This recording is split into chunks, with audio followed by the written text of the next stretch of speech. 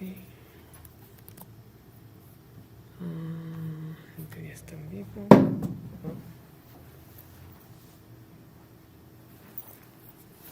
Ya hay imagen. Vamos aquí. Perfecto.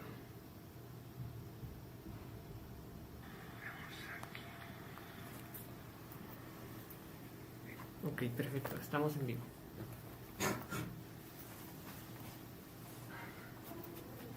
No deberíamos estar. No estamos en vivo. Ok.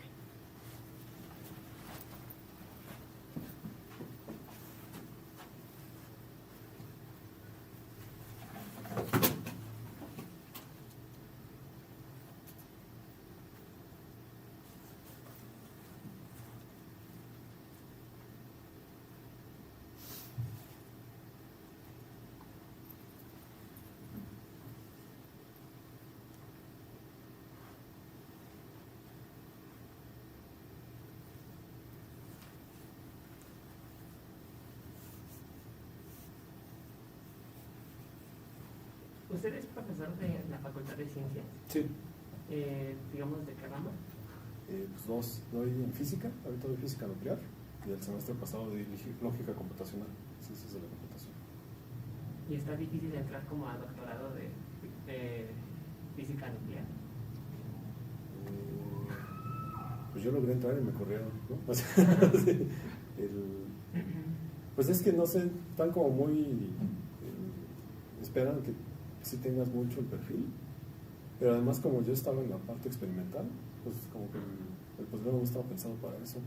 En ese entonces tenías que hacer 4 exámenes de doctorales para poder entrar al doctorado. Era el de mecánica clásica, mecánica cuántica, electrodinámica y física estadística. Entonces 4 exámenes que era así, un examen de 3 horas y luego ya tenías que defender el oral. Y yo pasé los de 3, nunca pasé el de física estadística porque pues no era mi área. Y me corrieron. Ya tenía el artículo y todo. Y entonces ahora estoy acabando el doctorado en ciencias de la computación. Ok. Porque tengo un amigo que está terminando su maestría en física nuclear y quiere venir para acá a la CTMX, a la facultad, a hacer su doctorado. Pero... pues según ahora ya no es tan difícil porque quitaron los predoctorales. Pero no sé qué tan complicado sea ahora. Según yo no tanto, porque te pides un proyecto, ¿no? Como que ya tengas pensado el doctor y que presentes un proyecto. Ok. ¿Y para alguien de filos cree que sea difícil entrar? Sí. Sí, porque, no sé, se ponen muy grandes en información. Sí. Pero pues igual sí se puede, no sé. A mí sí me hubiera gustado entrar a la Facultad de Ciencias, porque por lo general mis trabajos van como que en esa línea, ¿no? No me gusta tanto la parte tan abstracta de la filosofía que se da por metafísica, ontología. Si no lo vas a traer a la realidad, pues va a tener, ¿no? Entonces siempre siguen como esa línea. Y tenía planeado hacer como un posgrado en filosofía de la ciencia o ya directamente en biología. Pero ahorita lo estoy pensando, ¿no? Suena difícil entrar. Sí, no sé. Filosofía de la ciencia, lo que se quejaban antes es que como que el filtro era lógica, pero creo que ya la quitaron. Si ya no se me va a Sí, justo, ¿no? En filosofía de la ciencia, en el postgrado, pues hay muchos que llegan desde la facultad de ciencias. Sí, ¿no? muchos físicos, matemáticos. Y es curioso porque ciencias casi no te dan filosofía. No, yo estuve en ciencias muy rápido, en el SAI, y sí recuerdo que los cursos de filosofía son mínimos. Sí, son optativos. Yo llevé justo con alguien de filosofía de la ciencia, Pavel del Real, filosofía de la física, que él era físico y se fue a hacer la maestría. No sé si el doctorado no se quería seguir ahí, se quería ir a la UAM, pero ya no supe de él, no sé cómo es eso. Pero sí, no, o sea, son optativos, es así, 3 horas a la semana. Sí.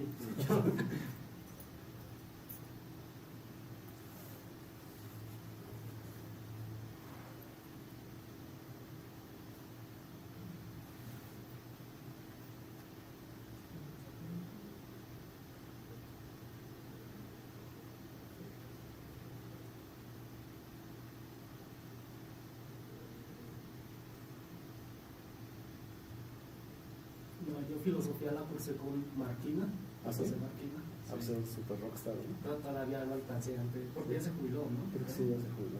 Todavía no lo alcancé. Sí, no, pues había gente que desde el segundo semestre todo lo supe con él. Sí, Sí, no, yo no lo veo con él.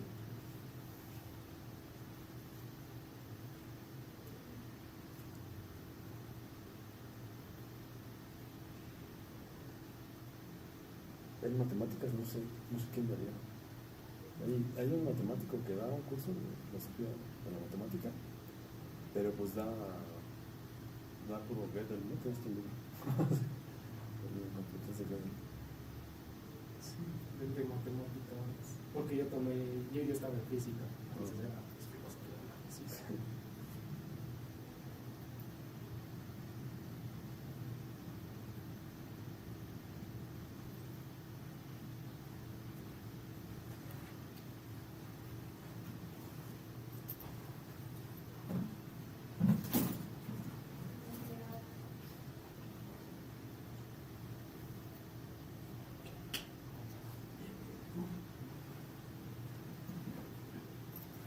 Ya menos 2 horas de descansito, ¿no?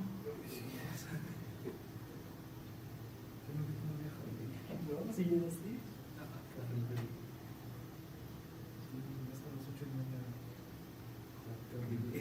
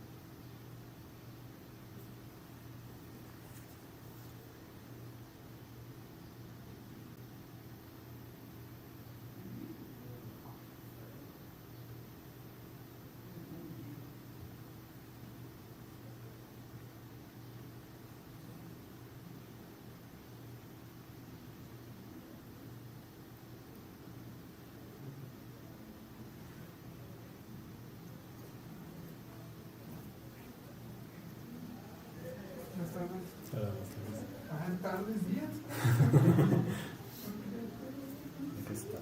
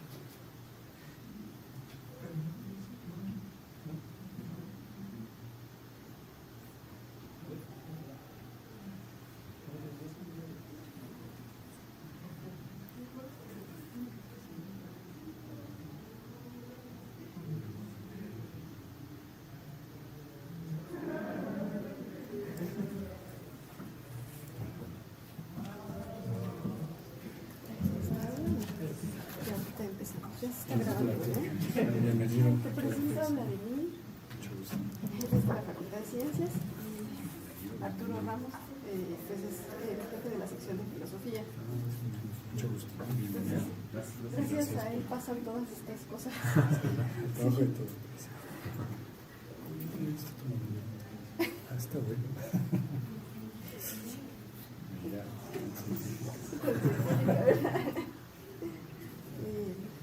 Bueno, entonces Necesito. le pongo aquí para que tú puedas ver la presentación. Y ya se está grabando, ¿verdad? Gracias. Bueno, pues para que me escuchen, hola, buenos días, gracias por asistir a esta que sería, espérenme, la última de nuestras charlas sobre inteligencia artificial y filosofía. Y está trabajando, bueno, en ese momento trabajaba en simulaciones para experimentos con rayos cósmicos. Actualmente finaliza la tesis de doctorado, estimación de la distribución universal por medio de simulaciones exhaustivas, con el doctor Francisco Hernández Quirós, en el doctorado en Ciencia e Ingeniería de la Computación, también en la UNAM. Y acumula libros, muy pocos de esos son de texto, y además de eso se dedica a la radio y a organizar conciertos en diversos foros como el Alicia y demás. Pero bueno, hoy nos va a hablar de estadística y decisión, una teoría muy simplificada y un modelo de inteligencia artificial. Gracias, Vladimir. Entonces, pues te cedo la palabra. Gracias. Bueno, voy a darla de pie porque no sé cómo acostumbran aquí. Sí se escucha, ¿verdad? ¿Sí me escuchan bien? Sí, adelante. Sí, en la Facultad de Ciencias casi siempre lo damos todo de pie, no sé si les gusta que nos torturen, no sé, pero bueno, normalmente nos dan mucho menos tiempo. Bueno, les agradezco mucho la invitación, Nancy y todos por venir. Es la tercera vez en mi vida que vengo hasta acá, a Acatlán. A mí se me hace lejísimos, aunque yo vivo hasta Pantitlán, que también es otra frontera. La primera vez que vine, mi primo estudió aquí filosofía, Víctor Osorio. Él estudió aquí, una vez me trajo a la zona cultural a ver una muestra de la Cineteca, ¿no? En ese año estaba Amélie, pero no vimos Amélie, vimos alguna otra, una israelí creo. La segunda vez vine por una amiga que estudiaba idiomas y pues esta es la tercera vez, ¿no? Pues para mí siempre es como venir a visitar pues otra entidad, ¿no? Porque normalmente vengo para acá. Y bueno, ahora les platicaré un poco. Mi idea es, realmente lo que yo trabajo de doctorado pues no es tan, digamos que de cierta forma está indirectamente ligado a la inteligencia artificial y es un modelo muy sencillo, ¿no? Un modelo muy específico. Pero me gustaría hablarles un poco, ¿no? Digamos, vamos a ver con una parte un tanto histórica. Seguramente les contaré cosas que ustedes ya saben, pero bueno, sean pacientes, ¿no? Lo primero, empezaré con esta foto, ¿no? Que es la conferencia de verano del Colegio de Dartmouth en 1956. Realmente, así como históricamente pensamos que inició el uso tal cual de las palabras de como inteligencia artificial para estos métodos, fue ahí. Ahora, esta foto que es emblemática, en física es como una foto de una reunión, no recuerdo cómo se llamaban estas reuniones que eran cada 2 años, donde aparece Einstein, Marie Curie, por ahí está Planck, ¿no? Es así como el Dream Team de la física de ese entonces. Digamos que quizá en este momento podríamos decir que es el Dream Team de la inteligencia artificial, entonces pues, era el único. Pero yo digo que hay aquí bastantes faltantes, ¿no? Porque sobre todo pues, pensemos que esto es en Estados Unidos. Aquí mencionaré a 2 personas que están ahí, un tanto de manera quizá tangencial, que es Solomonov, que si no me equivoco es este que está aquí. Normalmente yo veo fotos de cuando yo era grande, él falleció apenas en los 2000. Y Klaus Shannon, que según yo es este que está aquí. Ellos tienen mucho que ver con lo que hablaré más adelante, pero aquí también es importante mencionar que creo, si no mal recuerdo, este es Marvin Minsky, ¿no? Que realmente a Minsky se le considera como el padre, ¿no? De la inteligencia artificial. Lamentablemente, pues también tiene una parte muy oscura, ¿no? que era uno de los asistentes, ¿no? a esta red de tráfico de personas que hace unos años hizo conocido. Él era uno de los que asistían, entonces, pues lamentablemente se encuentra ahí. Y me voy a centrar aquí sobre todo en los juegos, ¿no? Digamos que yo, pues yo es como ya dijo en mi semblanza, yo estudié física, en la maestría me dediqué a simulaciones, digamos como que todas eran cosas muy aplicadas. La verdad es que ahora que me dedico a la ciencia de la computación, quiero pensar yo que me dedico a eso, me gusta un tanto como tratar de hacer simulaciones para cosas que quizá no son tan útiles, ¿no? El semestre pasado que di lógica computacional, me parecía maravilloso poder hacer programas que pues no servían para mucho, ¿no? Me parece excelente porque normalmente en física pues sí, tienes que hacer programas que sirvan para tal cosa y normalmente es aburridísimo, ¿no? Hacer programas que quizá no sirven para nada, son divertidos, pues a mí me encanta. Entonces me centraré un poco en los juegos. A diferencia yo creo que hay como un salto generacional. Los profesores que están en la Facultad de Ciencias, en Ciencias de la Computación, se quejan enormemente de los estudiantes, porque dicen como que no les interesa la parte como más teórica. A mí me parece que entran aquí por los videojuegos, porque les gusta. Pero la verdad es que a mí sí me gustan, ¿no? Hace años que no me alcanza el dinero para poder comprar consolas, ¿no? Normalmente, creo, mi última consola que compré es de esas chinas que venden en el metro, que trae puros juegos de Nintendo. Pero la verdad es que sí me gustan, pues sobre todo me gustan los juegos que no requiere que esté horas ahí sentado, porque ese sí ya me aburro. El último que jugué así fue The Last of Us, que tenía mi hermano, porque él sí tiene consolas. Pero entonces, aquí es interesante porque voy a utilizar un juego justo para ver como un modelo sencillo de inteligencia artificial. La idea de esto vino de Donald Michie. Donald Michie quizás es otro de los faltantes, que uno de los que no estaba en esa foto. Donald Michie trabajó en Bletchley Park, ¿no? En Inglaterra, al lado de Turing, justo para descifrar la máquina Enigma. No sé si trabajó directamente su equipo, quién sabe, pero bueno, pues estaba ahí, ¿no? Eran muchos equipos que estaban trabajando. Y él sobre todo dice algo interesante, ¿no? Dice, ¿por qué nos interesa ver los modelos en los juegos, ¿no? Los juegos sobre todo es un microcosmos de actividad intelectual, ¿no? Digamos que a final de cuentas en un juego lo que yo puedo es como encerrar muchas cosas, ¿no? Y al menos lo tengo controlado, ¿no? Ahí puedo ver un montón de cosas. Una cosa que hacemos en los juegos pues, es aprender de la experiencia, ¿no? Aunque a veces no es muy claro, ¿no? Pues realmente en un juego lo que vamos a hacer es, a partir de lo que va sucediendo, pues vamos aprendiendo. No es tan doloroso como aprender las cosas en la vida real, ¿no? Porque, bueno, pues al final de cuentas ahí no pasa nada, no, pero puedes repetir, reiniciar y hacerlo todo, pero al final de cuentas ahí lo estás utilizando. Se utiliza el razonamiento inductivo, no sea el juego que sea, ¿no? Si es un juego abstracto, sea un juego como el Mario Bros, el que sea, pues hay el razonamiento inductivo.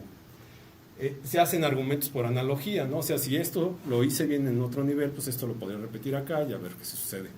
Yo creo que actualmente es como muy valorado esto, ¿no? Que empieza a haber juegos que son, digamos, como revival, ¿no? Uno de los últimos que jugué fue el Cuphead, ¿no? Que es un juego complicadísimo, ¿no? Así yo no pasé del primer nivel, pero pues sobre todo son unos principios que estaban en los juegos desde 8 bits, ¿no? Entonces, y ahí justo vas aprendiendo, ¿no? Vas aplicando todo esto. Y bueno, pues hay formación y prueba de hipótesis, ¿no? Entonces, bueno, ¿qué tal si hago esto? ¿Funcionará? ¿No funciona? Pues entonces pruebo otra y pues se va repitiendo, ¿no? Donald Michie, bueno, una cosa importante también de los juegos, pues yo creo que incluso la idea misma, que ya se ha discutido aquí en otras conferencias que han tenido aquí, de la máquina de Turing está como muy relacionada, ¿no? Seguramente ustedes no se acuerdan, ¿no? La mayoría son muy jóvenes, yo no me acuerdo, yo nunca vi unas computadoras, pero hubo un tiempo en que las computadoras para meter los programas se hacía por cassette, ¿no? Entonces tenías que comprar una cinta del videojuego, agarrabas y la ponías al cassette y le tenías que poner a reproducir justo en el momento en el que empezaba. Si estaba adelantado y no alcanzaba a leer todo el programa. Entonces el programa estaba almacenado en una cinta de cassette, ¿no? Entonces como pensamos la máquina de Turing normalmente que es una cinta y que va leyendo cosas, sí se utilizaba, ¿no? Era muy poco práctico, era horrible, pero existió y sobre todo existió para los videojuegos, ¿no? ¿Era esa opción o era escribir todo a mano? Comprar el libro y escribirlo, ¿no? Entonces era... Aquí otra parte importante de los juegos es, en algún momento di alguna otra conferencia que era sobre la complejidad computacional en los juegos. Aquí regresar algunos de estos conceptos.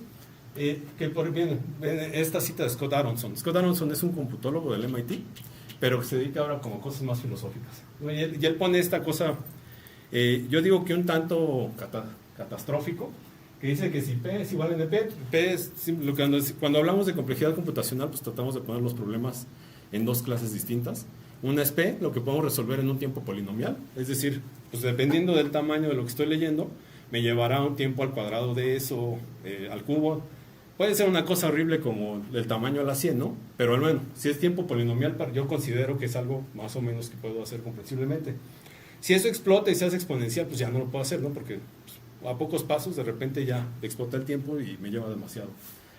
Entonces hay cosas que yo puedo probar en un tiempo polinomial, digamos que eso es lo que puedo resolver en un tiempo que es comprensible para la computadora, aunque quizás no lo sea. Y hay cosas que puedo probar en un tiempo polinomial, pero que no puedo resolver en un tiempo polinomial, ¿no? Digamos, ese es el NP. Entonces, este es como uno de los problemas más importantes en la matemática y en ciencias de la computación, e incluso también parte de la filosofía, que dice, bueno, es que no sabemos dónde está la frontera de lo que podemos resolver polinomialmente y lo que solo podemos comprobar polinomialmente, pero no podemos resolver en ese tiempo. No sabemos bien dónde está esa frontera, ¿no? Sabemos que algunos problemas que les decimos NP completos pues están completamente allá, no encontramos la solución en tiempo polinomial, pero hay algunos que no sabemos si están allá o están acá, ¿no? Entonces esa es una frontera importante.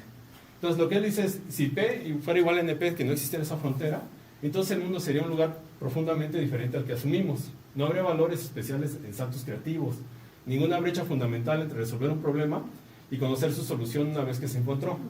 Cualquiera que pueda apreciar una sinfonía sería un Mozart. Cualquiera que pueda seguir un argumento paso a paso sería un Gauss. A él le parece esto una catástrofe, a mí me parecería genial, ¿no? Porque entonces pues yo también puedo ser un genio, ¿no? No existirían genios, todos lo seríamos. Pero bueno, la cuestión aquí es, ¿qué es más difícil, no? Poder escribir una sinfonía al estilo de Mozart o poder escucharla. Pues efectivamente yo la escucho sin problemas. Ya si la aprecio o qué sé yo, pues, es otra cosa, ¿no? Pero digamos que él pone esto como una cuestión filosófica, es decir, ¿dónde es que se diferencia la creatividad? Él lo pondría ahí justo en ese límite, entre P y NP. Esto va a tener que ver con lo que hablaremos más adelante de inteligencia artificial. Entonces, normalmente cuando decimos que algo está completamente en NP, decimos que es computacionalmente difícil. Entonces, a alguien se le ocurrió, justo a esta gente que me encanta que haga cosas que no son útiles para nada, pero que divertidas deben de ser, se le ocurrió hacer una investigación de, a ver, ¿dónde se ubican computacionalmente los videojuegos? El Super Mario Bros. Del 1 al 3, el de Nintendo, el Donkey Kong Country de Super Nintendo del 1 al 3, el Metroid de Nintendo y el Pokémon de Game Boy. Resulta que son NP completos, ¿no? O sea, si yo pusiera, al decir que es NP completo, imagínense, hay por ahí, ¿no? Hay videos que se pone a una máquina a jugar el videojuego, ¿no? A ver qué hace. Si yo pongo a la máquina a jugar el videojuego y que así, a ver, me muevo para acá y a ver qué sucede, nunca lo va a poder finalizar, ¿no? Nunca va a poder finalizar el Super Mario Bros. 1, ¿no? Porque, o sea, a ver, si salto aquí, si lo hace todo a lo ciego, normalmente le llamamos fuerza bruta, ¿no? Como, a ver, intenta todas las posibilidades y a ver si acabas el juego. Pues nunca va a acabar, ¿no? Porque te va a empezar a mover de un lado para otro, lo van a matar, qué sé yo. Entonces resulta que la computadora así con fuerza bruta no lo puede hacer. Entonces, este argumento es importantísimo porque yo recuerdo hace poco en la facultad hubo una discusión sobre los horarios. Seguramente aquí tienen problemas también con los horarios, de que de repente no hay salones suficientes, o les ponen un salón más pequeño, o se equivocan el horario. Y resulta que poner los horarios en una como la Facultad de Ciencias, y sobre todo aquí en Acatlán, es un problema NP completo, ¿no? O sea, si ustedes le dan una máquina y dicen, bueno, ahí están todos los salones, prueba todas las posibilidades y dame los horarios. No lo puede hacer. O sea, no lo puede hacer la máquina. Porque son tantas las posibilidades que tienen que probar que de repente explota, ¿no? Son demasiadas y ya no lo puede hacer. Entonces, uno justo de los administrativos de la facultad decía, es que no es tan fácil poner los horarios. Si no lo saben, es un problema NP completo, ¿no? Para decir que... Y es cierto, ¿no? Eso es computacionalmente difícil, pero es un poco truquero decirlo, ¿no? Porque también es computacional. Es tan difícil como jugar Super Mario Bros. 1. Y ese un niño de 8 años lo acaba, ¿no? Yo nunca lo acabé, pero mi hermano de 8 años sí lo acabó, ¿no? Entonces, quizá justo ahí es donde radica esa diferencia, ¿no? O sea, ¿qué es lo que nos diferencia de una máquina, ahorita sin pensar en inteligencia artificial, a un humano? Pues es que yo puedo acabar Super Mario Bros. 1, ¿no? Y la máquina a lo menos no lo puede hacer. Con inteligencia artificial quizás sí, ¿no? Pero bueno, eso lo veremos más adelante. Entonces, bueno, pues justo aparecen cosas escandalosas como este título, ¿no? Super Mario Bros. Es oficialmente difícil, de acuerdo a la ciencia. Pues sí, ¿no? O sea, sí es difícil, pero pues digo, sí lo puedes acabar, ¿no? Digo, sucede que acabar Mario Bros. Es tan difícil como poner los horarios aquí, como un montón de problemas que conocemos. Pero resulta que sí lo podemos hacer, ¿no? O sea, porque justo ahí es donde viene esta parte de que, bueno, pues vamos aprendiendo, vamos poniendo hipótesis y a ver si las cosas funcionan. Entonces, vamos a dar algunos términos, ¿no? de aprendizaje máquina, que pues, en particular el aprendizaje máquina es uno de los métodos dentro de la inteligencia artificial. Realmente la inteligencia artificial pues, lo podemos pensar que es como una tarea, ¿no? Lo que tratamos de hacer es a partir de la inteligencia artificial y hay distintos métodos, ¿no? Uno de esos es el aprendizaje máquina. Hay muchos más, ¿no? Ahorita veremos otro que no necesariamente es aprendizaje máquina. Entonces, bueno, aquí me faltó decir, ¿no? ¿Cuál es la definición de inteligencia artificial? Pues no es muy clara, ¿no? A pesar de que pues realmente se basa un montón en las matemáticas y en las matemáticas nos encantan las definiciones directas, claras, ¿no? y completamente certeras. Hay cosas en las que no podemos definir, digamos que esto ya es como metamatemática, ¿no? O sea, realmente cómo se define la inteligencia artificial matemáticamente, quién sabe, ¿no? O sea, y más adelante les comentaré algunos casos que hay gente que dice eso no es inteligencia artificial. Yo digo que sí lo es, pero bueno, pues dependerá de cada quien. Entonces, realmente, normalmente lo que se piensa es que la inteligencia artificial es tratar de replicar lo que puede hacer un animal o una persona que consideramos que tiene inteligencia. Otras personas que me parece una mejor definición es tratar de modelar, ¿no? Lo que es la inteligencia. Porque pues, a final de cuentas tampoco sabemos qué es la inteligencia, ¿no? No sabemos cómo... O sea, hay muchos casos, ¿no? De que dicen, esta es una persona inteligente, sobre todo los que estudian en la Facultad de Ciencias, y tú los ves como personas desenvolviéndose en la sociedad y pues, no se ve que sea muy inteligente, pero bueno, no sé cómo se mide ahí. Pero entonces aprendizaje máquina es uno de los métodos que se utilizan dentro de la inteligencia artificial. La idea es que el programa va cambiando su propia estructura, ¿no?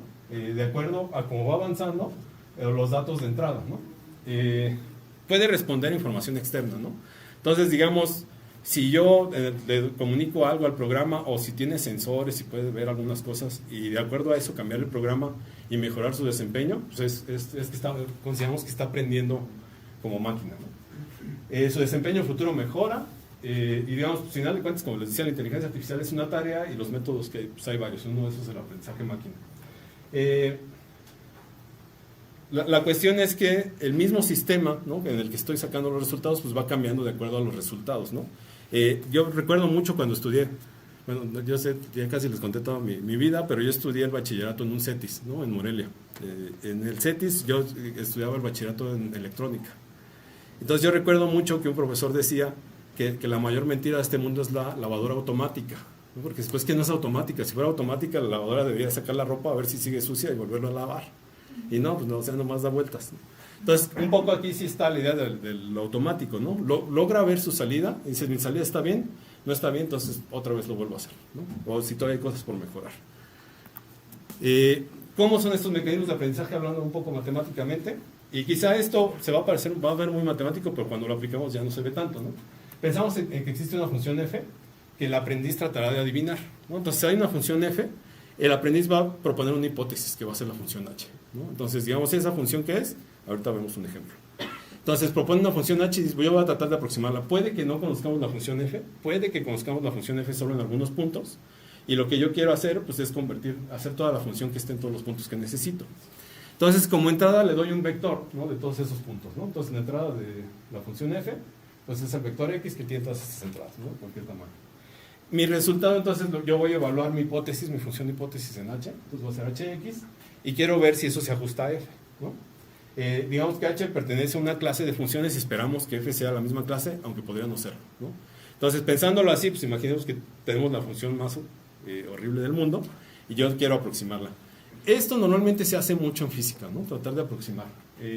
Bueno, partimos de un conjunto Xi, yo nunca me sé el nombre, yo normalmente le digo hamburguesita, pero se llama Xi, con 9 vectores de muestra. Uno de los ejemplos clásicos que se utilizan en física, en ingeniería, y yo creo que en química, no sé si en biología posiblemente también, es los mínimos cuadrados, ¿no? Entonces, cuando yo hago un experimento en física, pues normalmente hago mediciones y tengo un montón de puntos como esos que se ven rojos ahí.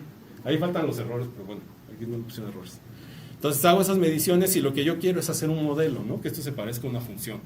Entonces, pues el montón de puntos, pues no se ve ninguna función, ¿no? Entonces lo que yo trato de ajustar es una recta, o bueno, una curva que pase por ahí, y que tenga el menor error posible, ¿no? Entonces, si se fijan, lo que yo esperaría, justo lo que yo quiero ver ahí es cómo la naturaleza tiene esa función para sacar las cosas que salen, ¿no?, dentro de la física. No sé cómo lo hace, ¿no? Pero entonces yo trato de aproximarlo matemáticamente y hago eso, ¿no? Los mínimos cuadrados, que bueno, cualquiera que no sé, supongo que aquí no hay muchos de matemáticas ni de física, pero normalmente se ven en los primeros semestres. Uno lo que trata de hacer es ajustar siempre eso, ¿no? Tratar de sacar una ecuación para las cosas. Resulta que ese ya es un proceso de inteligencia artificial. Normalmente no lo hace una computadora, bueno, no sé ahora, pero cuando yo entré a la facultad, lo hacíamos a mano, ¿no?, estos mínimos cuadrados. Entonces sacamos las diferencias, tratamos de ver cuál era la mejor aproximación y ya estaba, ¿no? Entonces, digamos, ahí estamos aprendiendo a partir de los puntos, ¿no? Estamos viendo a partir, bueno, si yo propongo que esta es la función, evalúo y a ver si le pego. Si está cerca, le pego más o menos, pues bueno, pues ya estuvo, ¿no? Entonces, conocemos f más o menos aproximado en el conjunto, pues son esos puntos, y encontramos un h que se ajuste a los puntos. Ese anterior es lo que llamamos el aprendizaje supervisado, ¿no? Porque entonces yo voy viendo lo que sale, ¿no?, a partir de evaluar los puntos, lo voy comparando con los puntos que tengo y voy viendo si se ajusta, ¿no? Normalmente matemáticamente lo que vamos viendo son las diferencias, ¿no? Si ajusta, pues ya está; si no ajusta, pues algo tengo que mover más, algún otro parámetro, y ver si queda. Allí lo estoy supervisando, digamos que yo le estoy diciendo si lo está haciendo bien o mal. Hay otro que es el aprendizaje no supervisado, donde yo tengo el conjunto, no necesariamente hay una función evaluada en ese conjunto de muestra, y lo que yo voy a hacer es particionarlo, ¿no?, como hacer clases. Realmente lo que hago es una taxonomía. Aquí pues hay un montón de ejemplos, ¿no? Normalmente con las inteligencias artificiales, cuando tratan de identificar si en una imagen hay un perro o un gato, pues es lo que hacen, ¿no? Empieza a hacer una taxonomía. No, quizá ahí no es tan necesario que yo le diga, "Ay, ¿sabes qué? Aquí te equivocaste", pero bueno, hay métodos que son intermedios donde sí se le dice, "¿Sabes qué? Este no es un perro". Esos métodos no, o sea, a pesar de que quizá aquí no haga mucho énfasis en eso, pero es un tema que a mí me interesa, que mucho de esto a veces me parece que es mucho ardid publicitario, ¿no?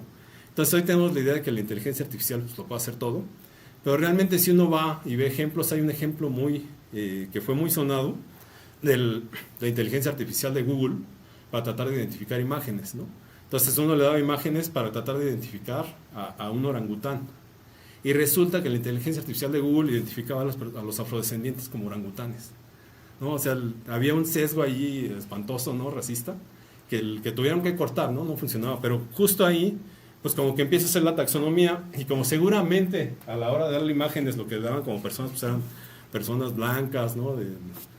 Pues como que simplemente los algoritmos decían, pues esta persona no es blanca, debe ser un orangután, ¿no? Así, no tiene cola y entonces pues era horrible, ¿no? Hay un montón de sesgos ahí, que bueno, pues eso no depende de la matemática, depende de cómo fue alimentado todo, ¿no? Digo, pues hay sesgos absurdos. Hay cosas intermedias, por ejemplo, el aprendizaje acelerado, que más o menos está entre el aprendizaje no supervisado y el supervisado, donde pues, voy a proponer una función f, que más o menos conozco bien o la conozco muy bien y quiero proponer una h que sea computacionalmente más efectiva, ¿no? Que todo funcione mucho más rápido. Entonces digamos que ahí pues trataré de hacer las cosas que vayan bien. Entonces aquí está justo el ejemplo, ¿no? Del videojuego. Entonces, por ejemplo, si yo quiero que una computadora termine el Mario Bros. 1, así simplemente a lo bruto, a ver, me voy para acá, pues no va a poder, ¿no? Pero si yo le propongo una solución, quiero que a ver si la máquina puede darme una solución mucho más corta. Ahí la máquina no obtuvo la solución, ¿no? Justo ahí es donde está el problema NP. La máquina aprenderá de ver cómo jugaron personas y acabaron el Mario Bros. Hay videos por ahí en YouTube, uno de los que acaban rápido el Mario Bros. Creo que el récord está como 20 minutos, no sé cuánto. Entonces, él aprenderá de esos y lo va a hacer, ¿no? Entonces, y tratará de hacerlo con una función que sea mucho más rápido, ¿no? Pero digamos, ahí la computadora no lo hizo, ¿no? Vio a partir de lo que estaba. Entonces, digamos que ahí hay como un punto intermedio. Si tienen alguna pregunta, me pueden tener en cualquier momento, ¿no? No se preocupen. Normalmente en los términos de la inteligencia artificial es donde viene mezclado mucho de la estadística. Vi algunas de las presentaciones anteriores, vi por aquí a la doctora Tocha, Aliceda, y ella hacía énfasis en que la inteligencia artificial pues, es completamente derivado de la lógica. Y sí, yo estoy completamente de acuerdo, pero muchos de estos métodos tienen como herramienta la estadística. Digamos, yo creo que la lógica pues, es el punto medular, pero eventualmente cuando necesitamos tratar tantos datos, pues vamos a tener que usar la estadística. Entonces, bueno, pues hay muchos comentarios que dicen que, por ejemplo, estos grandes modelos del lenguaje les tratan de llamar como cotorras estadísticas, ¿no? Hay quienes dicen que es una cotorra estadística porque simplemente... Aquí vamos a ver un ejemplo que sí es una cotorra estadística, pero no, pues también hay que meterle un poco de lógica. Entonces, se usan un montón de términos propios de la estadística para describir estos vectores que les decía. Vamos a poder diferenciar entre valores reales, valores discretos o variables categóricas, que aquí es donde entra mucho de la lógica. En el caso de los valores para h, pues si tengo un valor real, el proceso de h le llama un estimador de función y la salida es un estimado, ¿no? Digamos, este es el caso más aburrido, es el de números, pues bueno, pero es el que más se usa. El valor categórico es cuando el proceso es un clasificador, ¿no? Reconocedor o categorizador, ¿no? Entonces, como no me interesa mucho el valor numérico, me interesa más o menos hacer la taxonomía o decir en qué categoría está. Y el resultado se llama etiqueta, clase, categoría o decisión. Un ejemplo es aplicar el aprendizaje máquina a la digitalización de textos. Entonces aquí es uno de estos puntos donde hay mucha gente que dice no, la digitalización de textos no es inteligencia artificial. Existen métodos de reconocimiento de caracteres, no sé si alguna vez los han usado. Y aquí les contaré, no sé, en programación se usa mucho, de que de repente ven libros, ¿no? de programación y dice, incluye anécdotas de los programadores, ¿no? Así como, no recuerdo cómo le llaman, ¿no? Pero así, me enfrenté a este problema y cuentan, ¿no? Entonces aquí yo alguna vez les contaré que sí me enfrenté a este problema. Alguna vez trabajé en una revista cultural, ¿no? La revista Generación, que ya tiene muchos años. Como que ellos me llamaron y me dijeron, es que vamos a digitalizar varios de los números anteriores y vamos a sacar un libro recopilatorio, ¿no? De textos que ya no se obtienen porque la revista ya se agotó. Lo que ellos normalmente hacían es que agarraban la revista y lo pasaban así. Y dices, bueno, pues es que ¿en qué mundo viven, no? pues escanéela, hacemos reconocimiento de caracteres y ya nada más es limpiar un poco, ¿no? Por los errores que puede encontrar. Entonces el reconocimiento de caracteres se puede usar desde el celular, no se puede usar en cualquier computadora, ¿no? Eso ya lo hace. Entonces simplemente reconoce cuáles son las letras y lo convierte al digital y pues ya. Nada más uno tiene que corregir algunos errores porque bueno, si la hoja está doblada, está manchada, pues no reconocerá bien el carácter. Si no lo escanean bien y está medio torcido, pues también va a ser un problema, pero bueno, se puede hacer, ¿no? Entonces ahí hay gente que dice, esto no es inteligencia artificial, simplemente reconocimiento de caracteres. Pero para mejorar el método definitivamente se tiene que utilizar inteligencia artificial o la inteligencia de uno mismo, ¿no? Entonces ahí no sé, es como difícil, ¿dónde está esa frontera?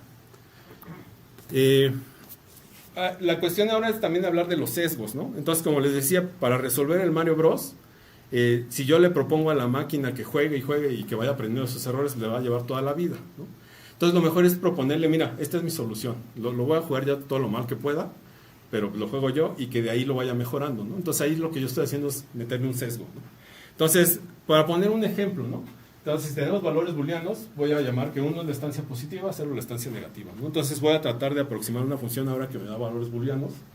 Y entonces, pero veamos por qué es conveniente hacer elecciones a priori, ¿no? ¿Qué es estos sesgos?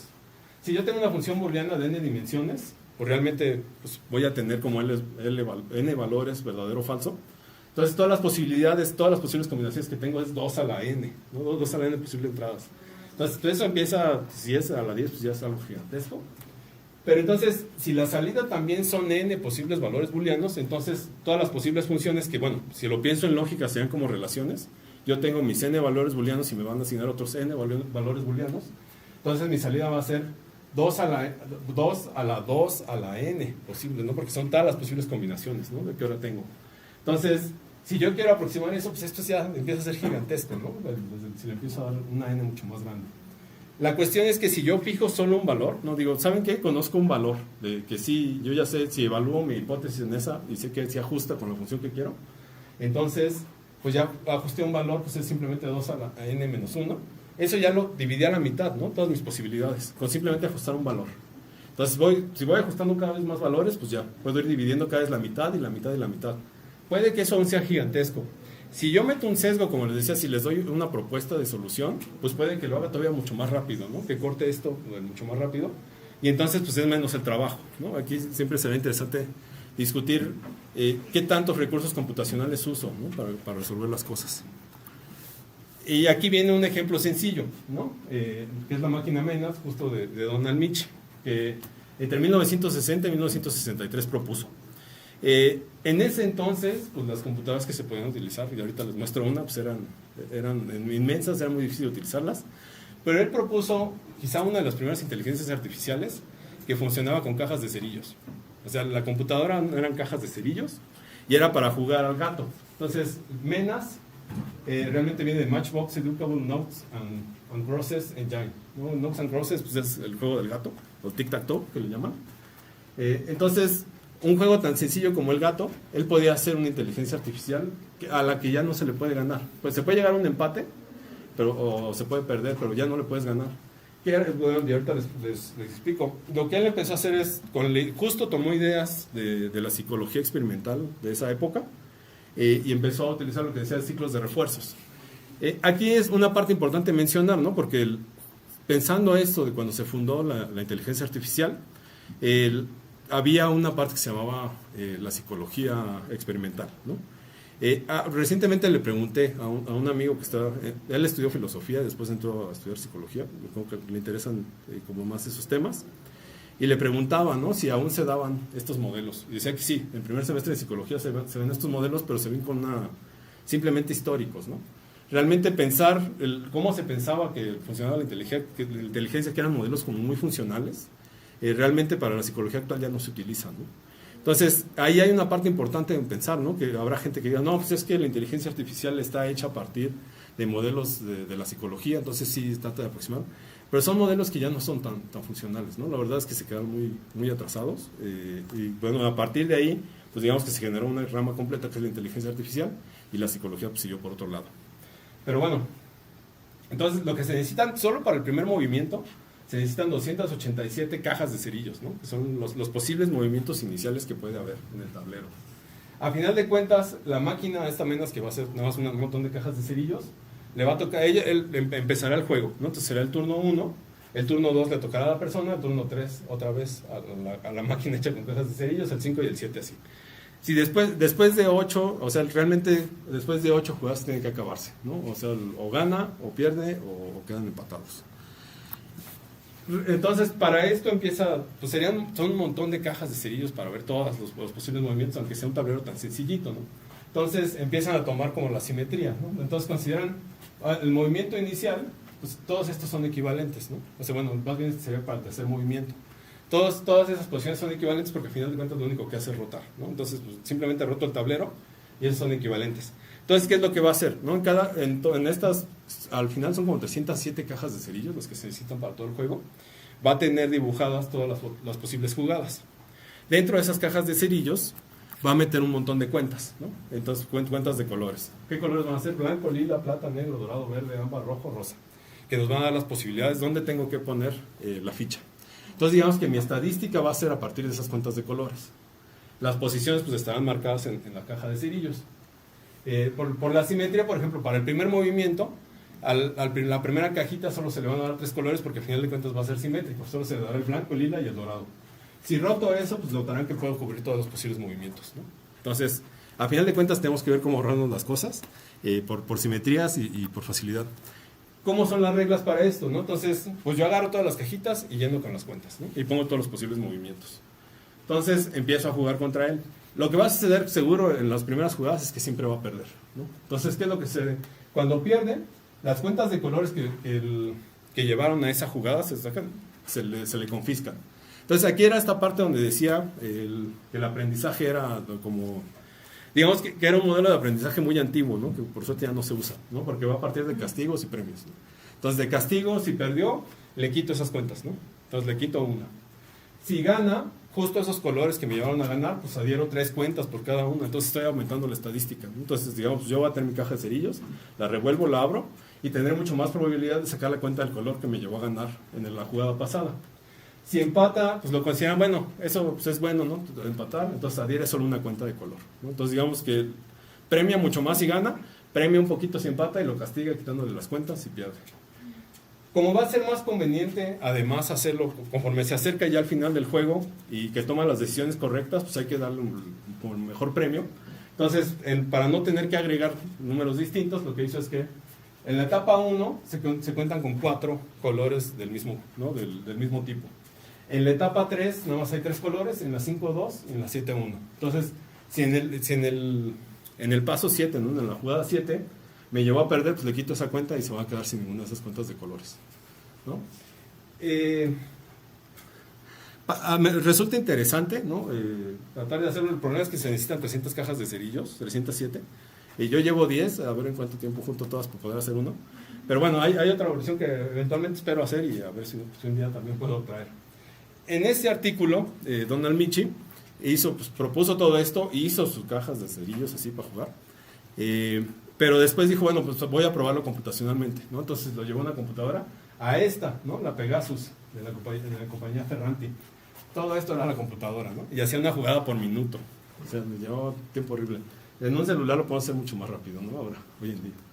Pero bueno, si ustedes quieren probarlo, incluso ya desde un modo más sencillo, perdón que no ponga el QR, mi idea era tratar de poner los QRs para que fuera más fácil que vieran pero si no pueden ir a ver el video otra vez, o incluso si quieren me pueden pedir la presentación. En esta liga pueden ir a jugar, ¿no? Pueden ir a jugar con esta inteligencia artificial, educarla y eventualmente van a ver que nos ganan. Yo creo que yo juego pésimo porque me llevó un montón educarla, ¿no? Entonces aprendió a partir de puros errores. Pero antes de eso, digamos, ese ya es un modelo de inteligencia artificial.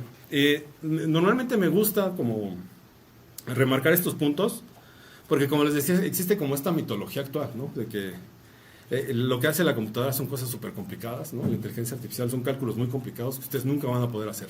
No, lo podemos hacer con cajas de cerillos, ¿no? O sea, no. Realmente todo lo que hace una computadora no es complicado, ¿no? O sea, no puede jugar Mario Bros, ¿no? Nosotros sí. No es complicado, la cuestión es que puede hacer cosas muy sencillas, muy rápido y sin equivocarse, ¿no? Esto es lo que es una computadora. Hacer cosas muy complicadas no lo puede hacer, ¿no? Pero si yo parto de cosas muy sencillas y puedo hacer un montón y muy rápido, pues eso sí lo voy a poder hacer, ¿no? Entonces cuentas y todo eso, sí. Pero digamos, ahí está, ¿no? El ejemplo, digamos, cuando les dicen esto de que no, son cosas muy complicadas, que no, son cosas bien sencillas que todo el mundo puede entender. La cuestión es que a veces son tantas y a veces los procesos ya son tan gigantescos que no alcanzamos, nosotros no podemos seguir con el dedo para dónde se fueron las cosas, ¿no? Entonces, normalmente se habla de que es como a veces es una caja negra, ¿no? La inteligencia artificial. Conocemos el modelo es bien sencillo, pero todo lo que hace, hay un punto en el que ya no alcanzamos a ver. Y, sí. Pero entonces, la razón por la que no puede hacer cosas complicadas, ¿es eso que nos decías al principio de la diferencia entre P y NP? Sí, o sea, justamente como si yo le pidiera, quisiera como, imagínense, ¿no? Esto también me parece interesante porque de repente aparecen videos en internet, ¿no? A mí me los han mandado, yo no tengo TikTok, pero aparece gente diciendo cuáles son los trabajos cuáles personas se van a quedar sin trabajo primero por la inteligencia artificial. Y por ahí mencionan uno de los primeros que los matemáticos y los programadores. Y es horrible, o sea, incluso como programador, ¿no? Uno podría pensar, pues sí, los programadores son los primeros que lo van a perder, porque todo su trabajo está en la computadora, todo está guardado ahí, y si nosotros le enseñamos a una máquina, pues es a partir de eso. Pero cualquier persona que haya programado, por más sencillo, sabe que existen los programas sencillos, pero siempre a uno se le puede ocurrir una mejor manera, o una manera más tonta, ¿no? Siempre, pero digamos una peor manera. Entonces, eso es lo que no puede hacer la computadora, ¿no? Como que se le ocurra de la nada como la mejor manera, ¿no? Entonces, ¿por qué lo podemos hacer nosotros? Esa es una buena pregunta, ¿no? En un libro reciente, ¿no? De Christian Kalut, que se llama To Hold or Not to Hold, él menciona, ¿no? Que incluso así como para empezar el libro, dice, este libro va dedicado a todas las personas que no son una máquina de Turing, ¿no? O sea, nuestra cabeza no es una máquina de Turing, y quizás es una maravilla, ¿no? Porque podemos resolver cosas que una máquina de Turing, o sea, que el mejor modelo de computación no lo puede hacer. ¿Por qué? ¿Quién sabe? ¿No? O sea, sí, no lo sabemos. Se nos ocurre por la experiencia, no sé. ¿Quién sabe? ¿No? Entonces, justo ahí está, ¿no? Como el ejemplo más sencillo es que en los videojuegos, pues una computadora así que se le ocurre acabarlo, nunca lo va a acabar, ¿no? Le va a llevar todo el tiempo del mundo. Si nosotros le enseñamos, puede que sí, pero empezó a aprender de las soluciones que nosotros le dimos. ¿Cómo obtuvimos nosotros esa solución? Pues quién sabe, ¿no? Así, o sea, es donde venían esos modelos sencillos de aprendizaje, ¿no? Digamos, sí, pues justo está ahí, ¿no? La pregunta. Justo esto me interesa porque Scott Aronson proponía, ¿no? Que o sea, como pregunta filosófica, decía, bueno, existe esta idea de la prueba de Turing, ¿no? Para ver si algo es una máquina o es una persona. Que hay gente por ahí que dice, no, eso ya está superado, ¿no? Es que también la máquina de Turing, no, digamos que no está bien definida, digamos que eso es metamatemática. ¿Cuál es la definición? O sea, ¿en qué momento yo distingo que es una persona? La verdad es que si yo quisiera distinguir si es una persona o una máquina a partir de los comentarios en redes sociales, pues nunca lo voy a distinguir, ¿no? Porque normalmente son cosas muy sencillas. Pero hay un montón de otras cosas donde sí. Y aquí permítanme quizás ser un poco, no sé cómo decirlo, ¿no? Un poco simplista. Yo creo que una de las ideas más recientes que escuché, ¿no? Sobre la diferencia entre lo que puede hacer una persona y una inteligencia artificial fue de Slavoj Žižek, ¿no? Que él decía que ¿dónde se diferencia? Y él decía la diferencia está en el lenguaje, ¿no? El primero está en maldecir, ¿no? En decir groserías. Dice, ¿por qué decimos groserías? Porque nuestro lenguaje está limitado. En el momento en que nos damos cuenta de que nuestro lenguaje está limitado, soltamos una grosería. Lo pueden ver cuando manejan o cuando van en la calle, pues todos soltar groserías porque el lenguaje está limitado. Estoy tan frustrado que no sé ni qué decir, pues digo una grosería, ¿no? La máquina nunca se va a frustrar. Podríamos programarla para que diga groserías y pues o sea, qué humor tan simplista, pero nunca se va a frustrar porque no le alcanzan las groserías.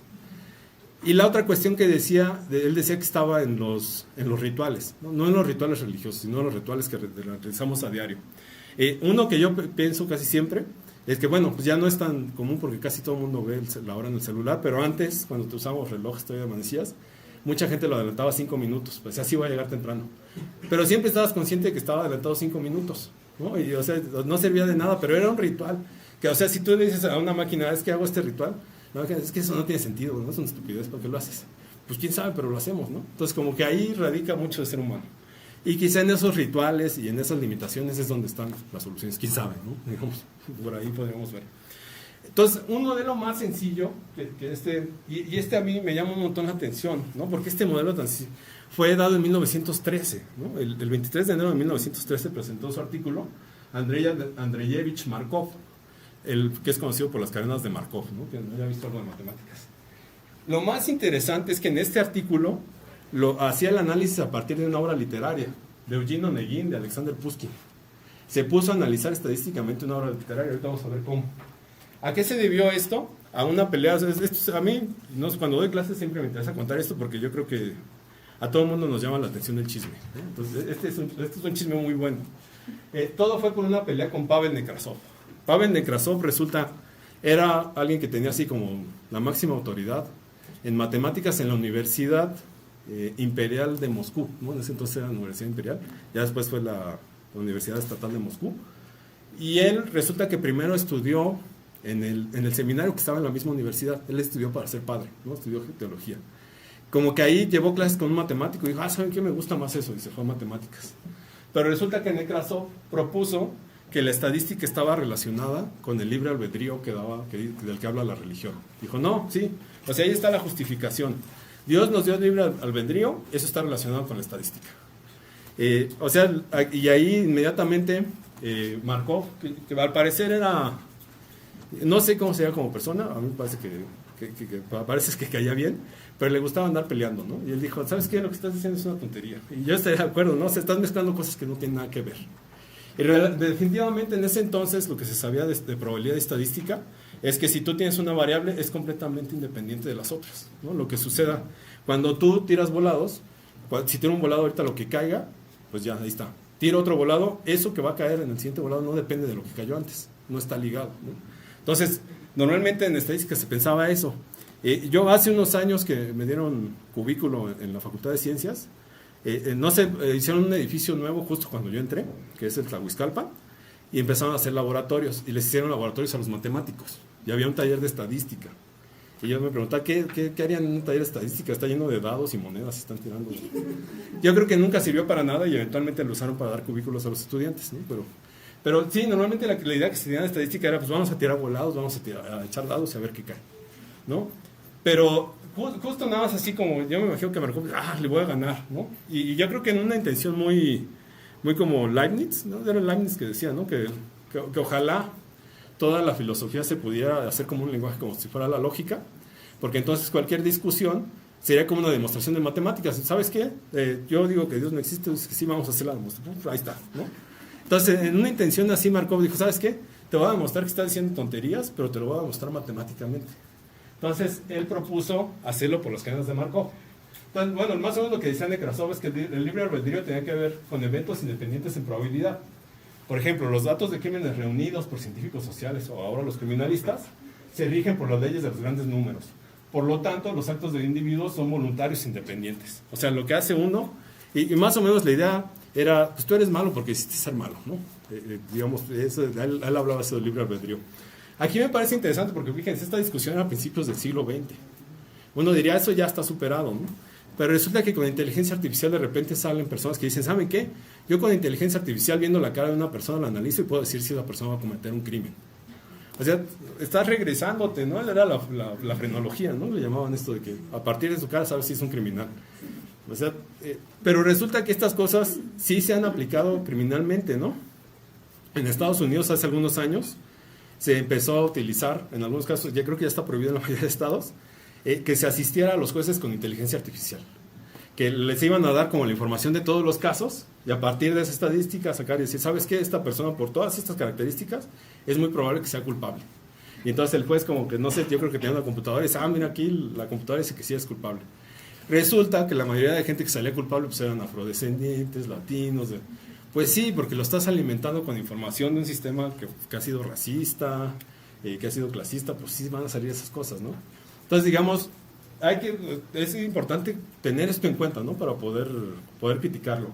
Y digo, aquí Markov lo hizo, ¿no? A principios del siglo XX. ¿Cuál era su propuesta? Aquí se cortó un poco la imagen, ¿no? Ustedes disculpen. Pero ¿cómo funcionan las cadenas de Markov? Entonces, lo que él dice es, va a haber ciertos casos donde vamos a utilizar la estadística y no necesariamente un evento está desligado al anterior. Por ejemplo, él lo pone en el caso del pronóstico del clima, ¿no? O sea, ahí uno podría pensar, si son como volados, dice, bueno, hoy está soleado, quizá mañana llueve, ¿no? O quizá y pasado mañana sale el sol otra vez. Pero si hoy, realmente lo que sucede es que si hoy está soleado, es mucho más probable que mañana esté soleado, ¿no? Porque justo tiene que ver con en qué estación estamos, ¿no? El clima. Pero si hoy está lloviendo, es mucho más probable que mañana también esté lloviendo. O sea, el clima no cambia tan rápido, ¿no? Está ligado cuál era el clima hoy a cómo era el clima, cómo va a ser el clima mañana y quizá pasado mañana. Entonces, pues en ese caso lo que él hacía es, tenía como este diagrama, ¿no? Entonces, digamos que hoy está nublado. ¿Cuál es la probabilidad de que esté soleado? Pues le pone una probabilidad de 0.2. La cuestión es que todas las probabilidades al final sumarán 1. Si se fijan, la probabilidad de que hoy esté nublado y vuelva a estar nublado pues es de 0.3. De que mañana esté soleado es 0.2, o de que esté lluvioso es 0.5. Si sumo todo eso, pues la probabilidad me da 1, ¿no?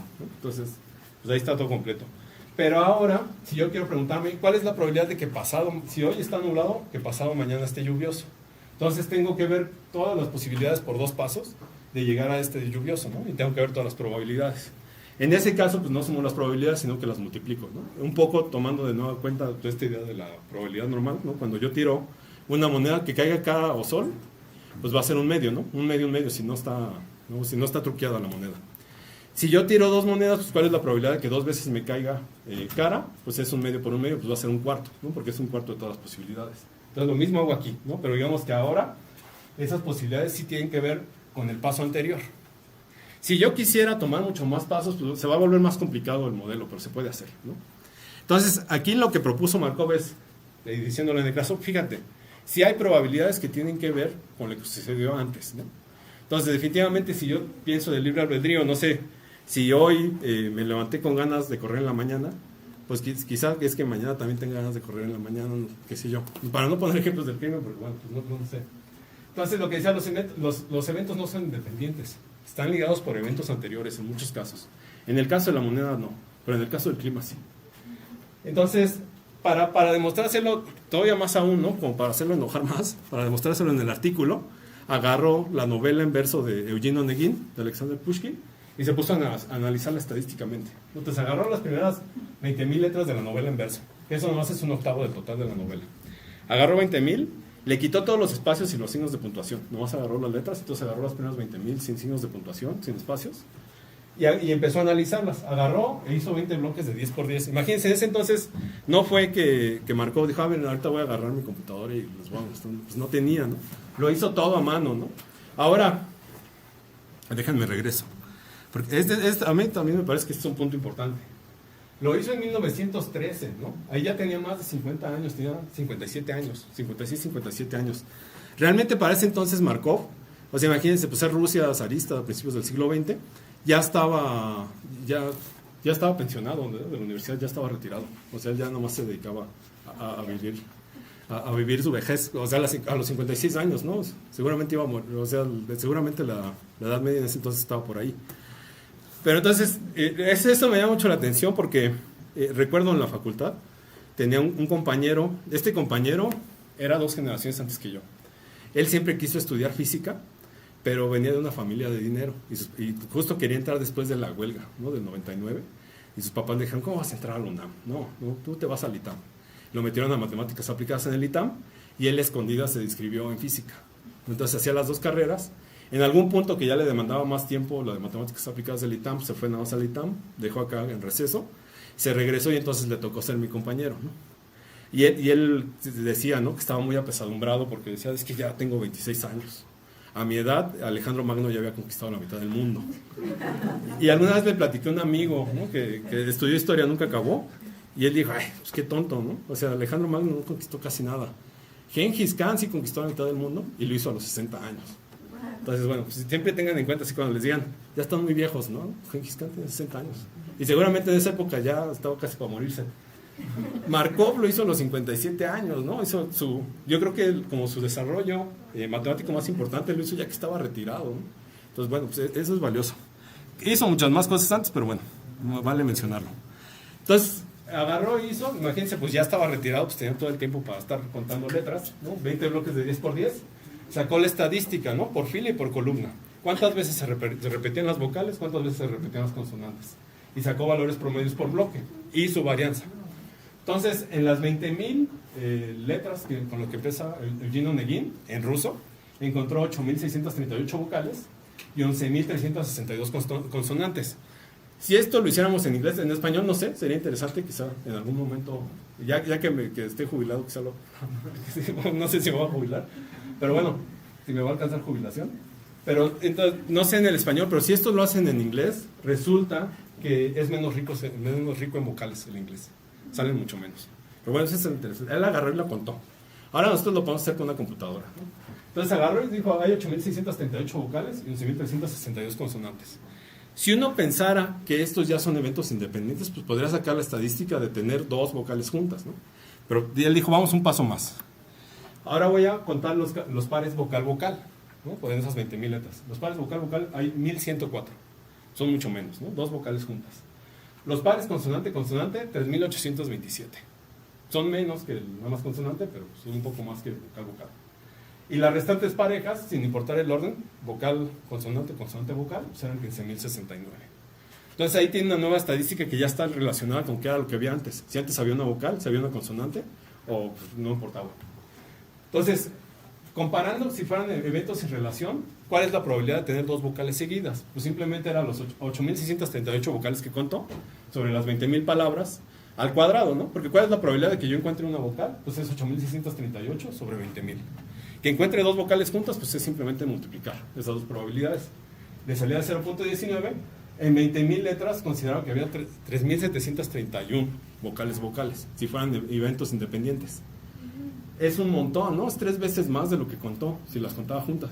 Y esto tiene sentido, ¿no? Aquí es como la parte donde entra, pues no simplemente hay que hacer la consideración estadística. Claramente, si yo considerara la probabilidad de tener vocales, pues, o sea, va a salir un montón, ¿no? Pero va a haber pares vocales que no van a tener sentido por el idioma, ¿no? Entonces, lo que yo necesito es ver cuál es la vocal que estaba antes, ¿no? Y entonces ahí sí, como que va a empezar a hacer más sentido. Entonces, pues no ajustan, ¿no? Entonces vemos que si yo lo considero estadísticamente, lo que tengo que considerar es lo que hubo antes, ¿no? Aquí, pues, esta idea es interesante, ¿no? ¿Cuáles son las aplicaciones? Ya les dije, ese artículo salió en 1913, en ruso, ¿no? Normalmente uno piensa que como que yo creo que viene mucho, ¿no? de que todavía nos tocó un poco de la cortina de hierro de la Unión Soviética, que pensamos que todo lo que viene de Rusia es un lugar oscuro, ¿no? Que de repente algo sale a goteo. Hasta que existió el TikTok y se ve que los rusos hacen puras tonterías, pero no sé, yo creo que es propaganda de Occidente, no sé. Pero el artículo de 1913 se tradujo hasta 1955, ¿no? Ese artículo. Eso no quiere decir que las cadenas de Markov no se usaran antes. Seguramente alguien sacó un artículo donde hacía aplicaciones, no agarraba y sacaba literatura que seguramente la gente veía feo, sino que pues ya había aplicaciones y de ahí tomaron, ¿no? Pero el artículo original de Markov, la primera traducción fue hasta 1955, pero esta traducción no fue tan conocida. La que ya se hizo más conocida fue en 2006. O sea, hasta el 2006 se conoció ese artículo, ¿no? En otro idioma que no fuera el ruso, ¿no? Digo, sigue habiendo una cortina de oscuridad ahí. Las cadenas de Markov, como les digo, pues ya se usaban. Una de sus aplicaciones que seguramente todo el mundo conoce es PageRank, ¿no? Que es el algoritmo de Google para las búsquedas. Y aquí hay un término que normalmente se usa, que es el tecnobro, ¿no? Que son estos cuates que les hablan. Oh, el PageRank es el algoritmo millonario, y todo el mundo, yo puedo hacerlo también. O sea, el algoritmo es bien sencillo, ¿no? O sea, son cadenas de Markov. Pero la verdad es que estos cuates pues, tenían todo el dinero del mundo y sabían cómo promocionarlo y pues ya, ¿no? Digamos, no sé si verdaderamente es una cosa tan genial, pero bueno. Se utilizan electrones en un sólido también para la física, incluso para optimizar el orden de bateo en un juego de béisbol, ¿no? Se utilizan las cadenas de Markov. Así como que se analizan todos los juegos anteriores y se va diciendo, bueno, ¿a quién proponemos para que batee, para que nos vaya mejor? Pues se hace una cadena de Markov. PageRank, aquí nada más por contarles, fue hecha por Larry Page y Sergey Brin, que son estos cuates que salen así como ¿no? Estos grandes emprendedores. Y lo que hace es que los estados, si yo pienso en el diagrama que les mostré del clima, pues los estados serían las páginas de internet y las ligas y las probabilidades pues son las transiciones de ligas por hipertexto, ¿no? Entonces realmente lo que hace pues, es analizar una página, todas las posibles ligas, ¿no? Y entonces pues, eventualmente tiene todo. Ahora, la cosa es que, ¿cuál es realmente lo millonario de ese algoritmo? No es que hicieron algo revolucionario, ya lo había hecho en 1913 Markov, sino que pues, sabe hacerlo comercialmente y te propone las cosas que él quiere, ¿no? Entonces realmente pues, no veo que haya mucha genialidad en eso. Lo interesante aquí sería, bueno, si puedo hacer ese análisis con cadenas de Markov para una obra literaria, yo podría hacer algo como una inteligencia artificial que me cree una obra literaria. Pues esa es una buena pregunta, ¿no? Con pura estadística. Vamos a ver si es cierto. Antes de eso, pues como escucharon en mi semblanza, pues yo soy acaparador de libros, tengo un montón de libros, un montón sin leer. Y de repente, o sea, en algún punto me gustó también acercarme como a los autores.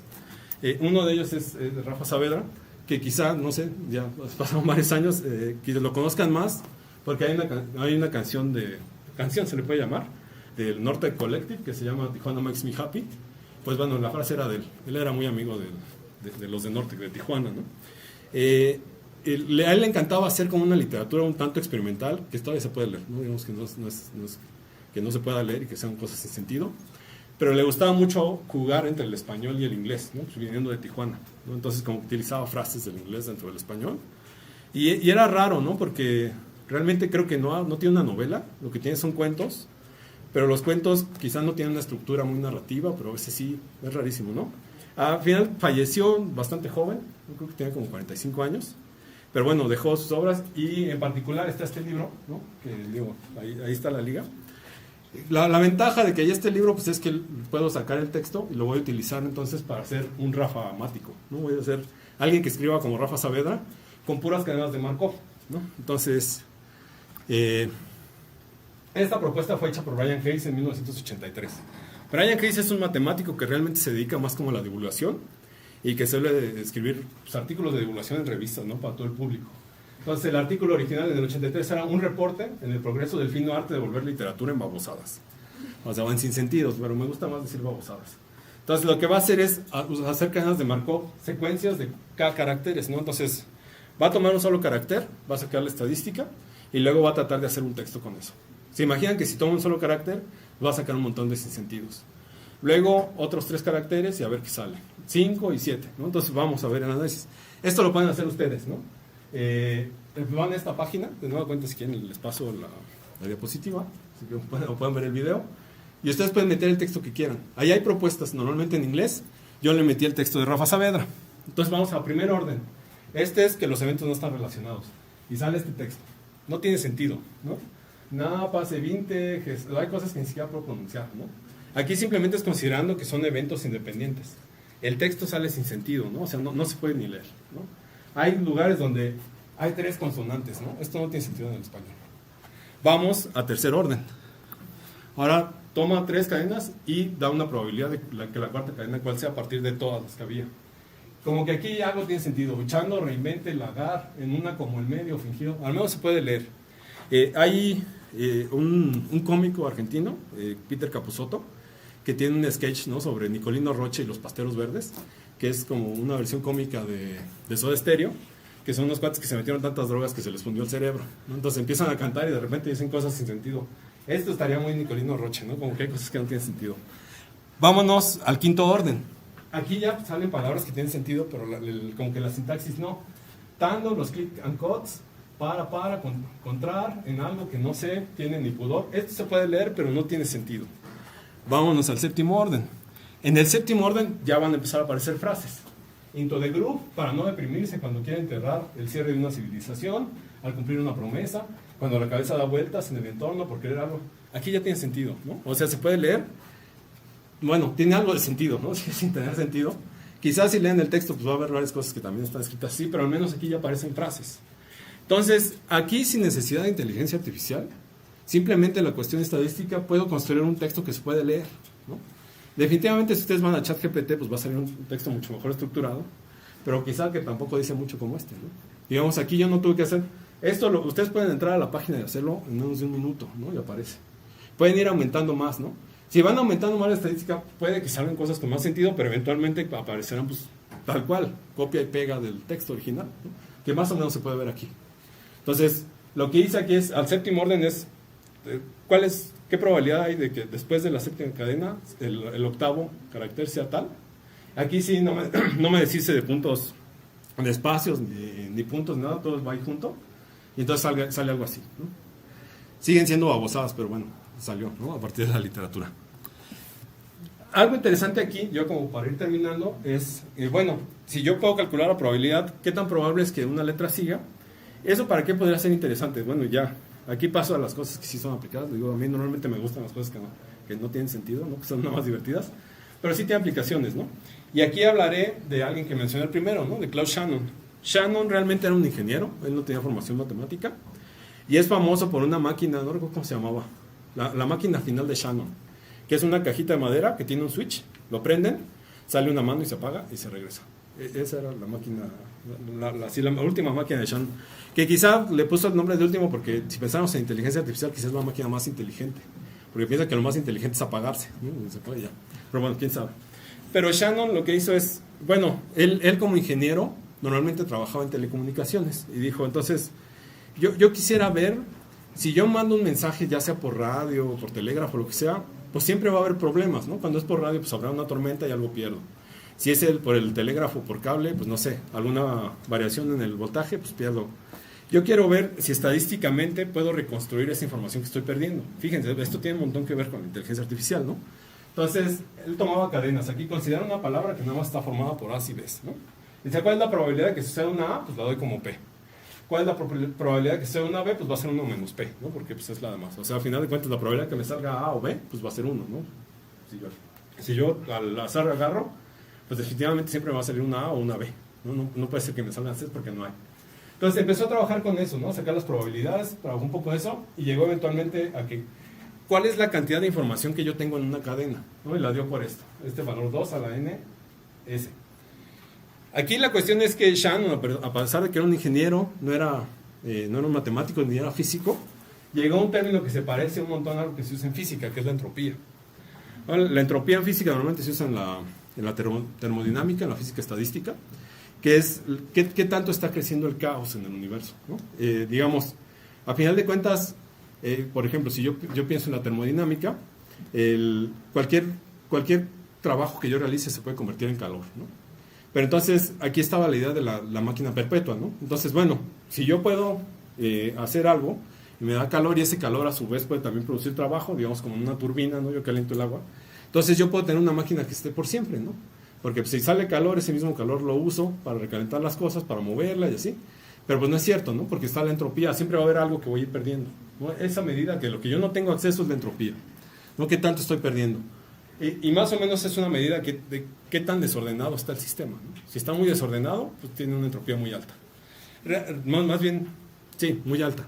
Si está muy ordenado, la entropía es baja, ¿no? Entonces, realmente el universo tiende a que la entropía vaya creciendo, ¿no? Eventualmente, pues la energía no la vamos a poder usar, ya no va a estar nada ordenado, pero bueno, eso pasará en mucho tiempo. Entonces, él decía que tanto pasa también con la información, ¿no? Hay una medida del desorden, entonces, bueno, pues yo hago unas cosas, considerando para n símbolos, pues ya todo esto. No me detendré mucho en esto, pero no va a ser una plática así rápida. Pensando esto un poco, ¿no? Hay una pregunta, que esto justo me fui por ahí a unos foros en Reddit. ¿Cuánta información hay en una página, ¿no? de papel, ¿no? En una página escrita? Entonces, imaginemos que tenemos, pues está escrita con Times New Roman a 12 puntos, más o menos a una página le caben 3.800 caracteres, ¿no? Por página. Si lo considero por ambos lados, pues 7.600 caracteres. Aquí la pregunta es, bueno, si yo puedo hacerlo esto en bits, yo puedo hacer lo que es equivalente a un CD, lo podría hacer con hojas blancas, ¿no? O sea, yo puedo guardar información ahí. Por ejemplo, ¿qué tal si quiero guardar un MP3 con puras hojas blancas? Simplemente lo imprimo y ya después lo escaneo y ya tengo mi MP3. Un MP3 más o menos ocupa 5 megabytes, ¿no? Digamos, dependiendo de cuál sea la calidad, pues que más o menos son 5 millones de caracteres. Para tener 5 millones de caracteres impresos, se necesitan más o menos 658 hojas por los dos lados. Entonces, 658 hojas, pues sí es un librote así. Pero ahí ya tengo un MP3. Si considero que por árbol más o menos salen 8.000 a 20.000 hojas, pues bueno, me tendré que... Pues digamos, por un árbol sí me da bastantes MP3, pero quizás no es el método más seguro para hacerlo. Pero a final de cuentas, vean que dentro de una página de papel, ¿no? Que esté escrita como esté escrita, podemos considerar que hay información, ¿no? Ahí podemos guardar información. Bien, está bien si podemos guardar nuestro trabajo escrito, pues eso ya lo sabemos, pero podríamos incluso guardar programas, guardar un MP3 y después ver la manera de escanearlo y sacarlo, ¿no? Ahí está metido la información como esta entropía de Shannon. Como les decía, Shannon resulta que no era matemático, como que hizo este artículo y nadie le puso mucha atención, por ejemplo.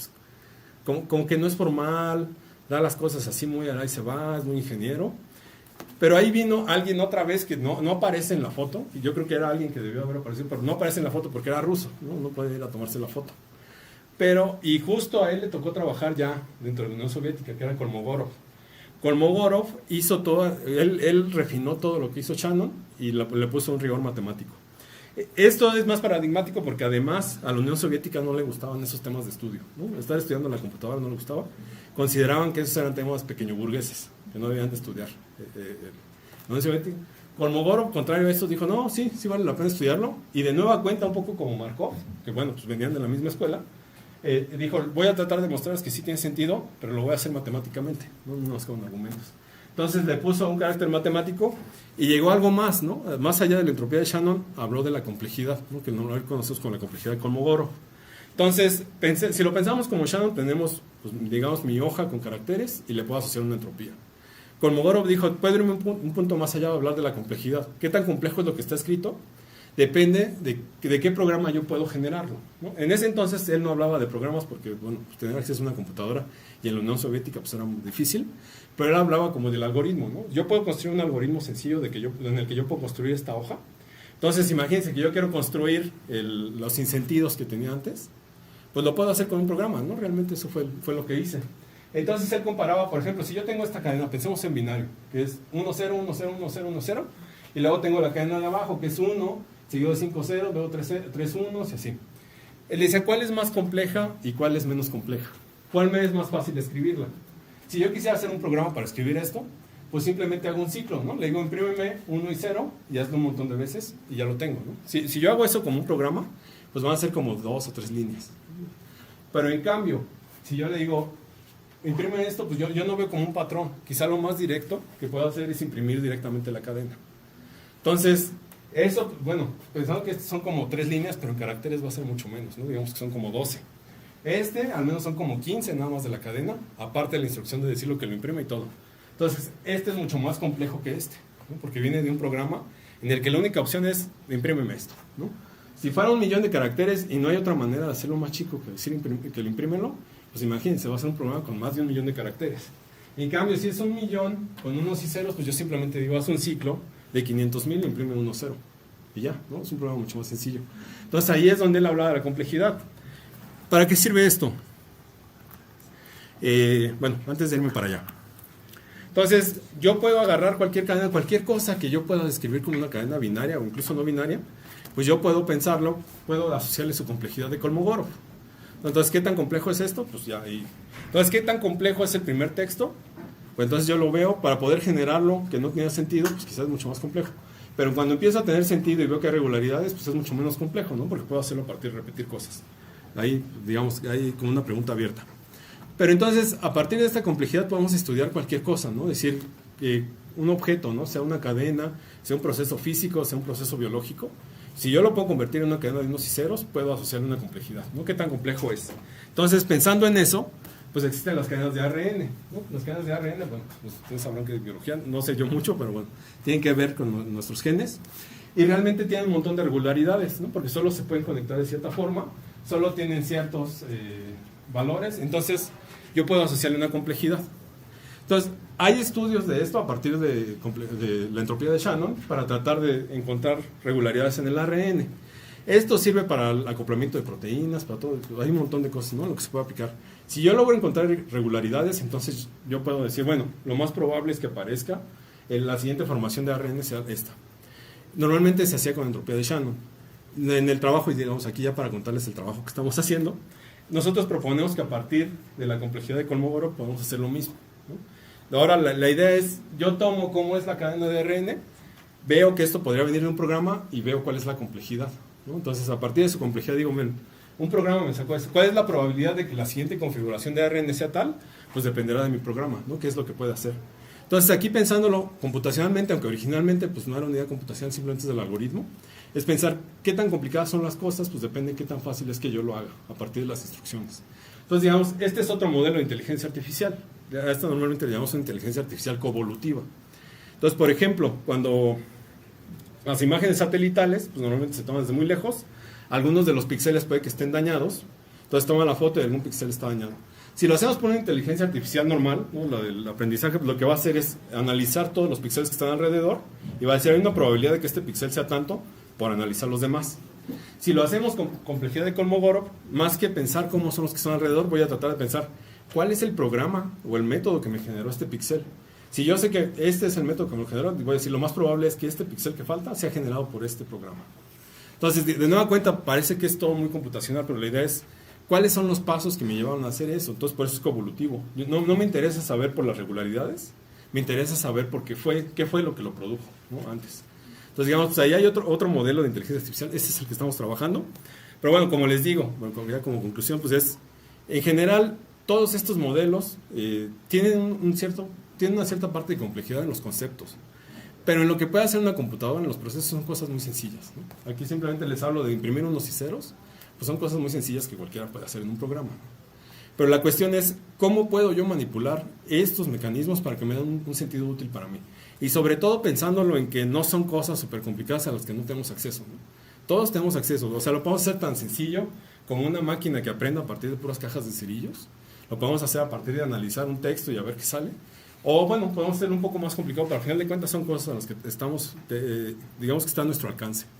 Aquí lo interesante sería preguntarse, bueno, todos estos desarrollos tecnológicos que usamos para la inteligencia artificial, y aquí me salgo ya un poco, realmente están enfocados para cosas interesantes, no sé, como el plegamiento de proteínas que nos podría servir para encontrar nuevas vacunas, una cura a un montón de enfermedades, o vale la pena para pues, que nos veamos como dibujos de Ghibli, ¿no? No sé, o sea, yo creo que es válido, ¿no? También divertirse un poco, pero sí es bueno preguntarse, ¿no? ¿En qué peso, ¿no? ¿En qué peso le estamos dando a ciertas cosas, ¿no? Y sobre todo, pues, ¿qué tan complicado es esto? Pues no es tan complicado, ¿no? O sea, los conceptos son sencillos, se pueden ver. Ya aplicar los métodos, pues llevará un poco más, pero se puede hacer, ¿no? Entonces, bueno, pues no sé, lo dejo hasta aquí, para que haya oportunidad para preguntas, algo que queramos discutir.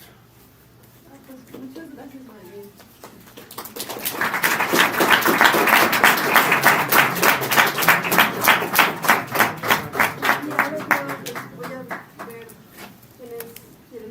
Algo, entonces pues van alzando la mano y yo como tomo nota de quién es para irles dando la palabra.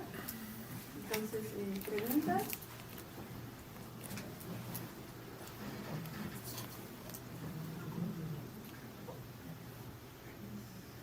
¿Comentarios? Pues bueno, igual a mí, como que yo también insisto mucho que estas cosas siempre requieren la validación humana, ¿no? Ajá. Todos los procesos, todo lo que nos va a dar y todo lo que vamos a hacer desde el programar la validación humana. Entonces, por ahí hay un antropólogo, filósofo, que se llama Roger Butler. En realidad yo tendría que estar revisando otra cosa de ahí, pero tendría que estar revisando el autor original que maneja un concepto, no es de él, que se llama, creo que es alemán, se llama Umwelt o Umwelt, no sé cómo se pronuncia, se llama Umwelt. Y justamente este concepto es como que es una prótesis mental, ¿no? Algo que nos hace esto. Justamente yo coincido en que le falta esto a cualquier máquina, ¿no? O sea, porque dentro de lo que cabe podemos decir que los animales también cuentan con esto, ¿no? Cuando juegan con los cachorros, sobre todo, incluso en la casa. Que no es tan elaborado como complejo, tal vez, como en el hombre, entonces ahí es algo raro, ¿no? Lo del hombre es más raro todavía. Pero pues justamente creo que pues el hecho de que queramos que estas inteligencias se comporten de una manera muy humana puede ser una limitante, ¿no? Podemos tratar de emular que muy más comportamientos animales o de cosas más básicas para que justamente sí puedan llegar a aprender. No sé cómo vea eso usted. Sí, bueno, por ejemplo, aquí hay muchas discusiones también para utilizar los, ¿cómo les llaman? Los autómatas celulares. Los autómatas celulares son cosas muy sencillas, ¿no? Que hacen cosas. O sea, lo más sencillo ver es una cosa que dice, bueno, si pasa tal cosa, muévete a la derecha, muévete a la izquierda. Normalmente los utilizan como tratar de modelar, por ejemplo, poblaciones de insectos, ¿no? O sea, cómo es que toman estas decisiones. Y ahora hay un proyecto por ahí de el creador de matemática, no me acuerdo cómo se llama, que él dice que tiene el proyecto de, a partir de puros autómatas celulares, tratar de replicar todos los fenómenos físicos, ¿no? Entonces, digamos, justo con esta idea de complejidad, ¿cómo se llama? Wolfram, sí, Wolfram. Sí, justo se llama Wolfram Matemática. Él decía, pues, con cosas muy sencillas yo puedo construir cosas mucho más complicadas que sean los principios físicos que rigen al universo, ¿no? Estos principios se han utilizado justo, ¿no? Como para tratar de explicar cómo son el comportamiento de familias de insectos, de las aves, ¿no? Y como dices, pues sí, normalmente pensamos que son cosas más sencillas, pero a veces hay cosas que tampoco son tan sencillas que no alcanzamos a entender, ¿no? ¿Cómo es que pues no sé, o sea, yo siempre pienso en eso porque yo no sé nadar, ¿no? Nunca aprendí a nadar, pero los animales saben nadar así por automático, ¿no? Se supone que un niño también, ¿no? Si lo avientan al agua, no sé si será cierto, pero pues no lo hacen porque está medio monstruoso andar aventando bebés al agua. ¿Y cuáles son los procesos, no? Porque realmente puede que sí sea algo más complicado. Cuestiones en los animales, por ejemplo, eso me parece interesante cuando a principios del siglo XX hubo un matemático, no recuerdo cómo se llamaba este matemático, que como que quería romper el paradigma de las matemáticas, porque decía, normalmente está el punto de vista platonista, ¿no? Que dice, las matemáticas existen per se sin nosotros, ¿no? Yo simplemente las veo y las interpreto. Y lo que hacía este otro matemático decía, no, es que eso no tiene sentido, porque justo en esa idea es que tenemos estas demostraciones por reducción al absurdo, o sea, si uno ve un libro de matemáticas, casi todas las demostraciones están por reducción al absurdo. Y uno dice, pues bueno, es que esto no puede ser, por eso sí es, ¿no? Pero como que realmente estás dejando abierto todo el universo, no estás construyendo nada. Entonces este otro matemático dijo, no, es que las matemáticas existen porque nosotros las inventamos, están en nuestra cabeza, y lo que yo quiera demostrar lo tengo que construir. Entonces, normalmente la pregunta está, bueno, ¿sí existen en la naturaleza las matemáticas o no? Por ejemplo, los números primos. ¿La naturaleza tiene la conciencia de que existen los números primos? Los que no son divisibles entre otro número más que el mismo y el 1. Resulta que hay insectos que tienen sus camadas cada 7 meses, porque es un número primo, y así se aseguran de que sus depredadores no tienen un factor en común más que el 7, ¿no? O el 7 o el 1. Entonces, los depredadores no tienen camadas a la par de los insectos y así no diezman toda su población. Entonces, hay procesos ahí que, ¿por qué suceden? Quién sabe, no sé, hay cosas mucho más complicadas, pero sí, ¿no? Definitivamente hay que pensar en que quizá, digo, a final de cuentas es un modelo, no tratamos de aproximarnos, pero quizá no solo pensar en la inteligencia de las personas, también de los animales. ¿Alguna otra duda, comentario? ¿Sí, alguien más que quiera comentar algo? Como lo razonable, ¿no? También está Sí. en la naturaleza. Sí, ¿no? La razón no tenía Mis pues. alumnos, los invité a la conferencia, mis alumnos son de Mac, precisamente para tener la aplicación de la matemática. Para las grandes aplicaciones de la matemática se necesitan muchas matemáticas. Sí. Lo que les comentaba, como mis alumnos son de segundo, tercer y cuarto semestre, porque ya ve que en las carreras de matemáticas andan fluctuando en todos los que Sí. Entonces les comentaba y les hacía hincapié sobre la aplicación de la matemática, ¿no? Para hacer matemáticas o hacer grandes modelos se necesitan muchas matemáticas, o sea, no la base de las matemáticas, ¿no? Sí, bueno, a final de cuentas, como les decía un poco, lo que logra hacer la computadora pues es la base, pero lo que queremos que replique, ahí sí necesitamos saber todo, ¿no? Entonces, a final de cuentas, pues hoy en día hay computadoras que pueden hacer una integral a partir de métodos de aproximación, ¿no? Realmente la computadora, tal cual, si yo le digo, a ver, intégrame esto, pues puede que no sepa ni cómo integrar, ¿no? Pero hay ciertas aproximaciones que hacemos, realmente es, a partir de que conocemos toda la matemática, podemos aproximarlo a las operaciones sencillas que hace una computadora, ¿no? Y de ahí poder construirlo todo. Sí, una de las aplicaciones de la estadística, ¿no? Ajá. Para saber de estadística y saber la interpretación, pues se necesita saber mucho más, ¿no? Sí. Gracias.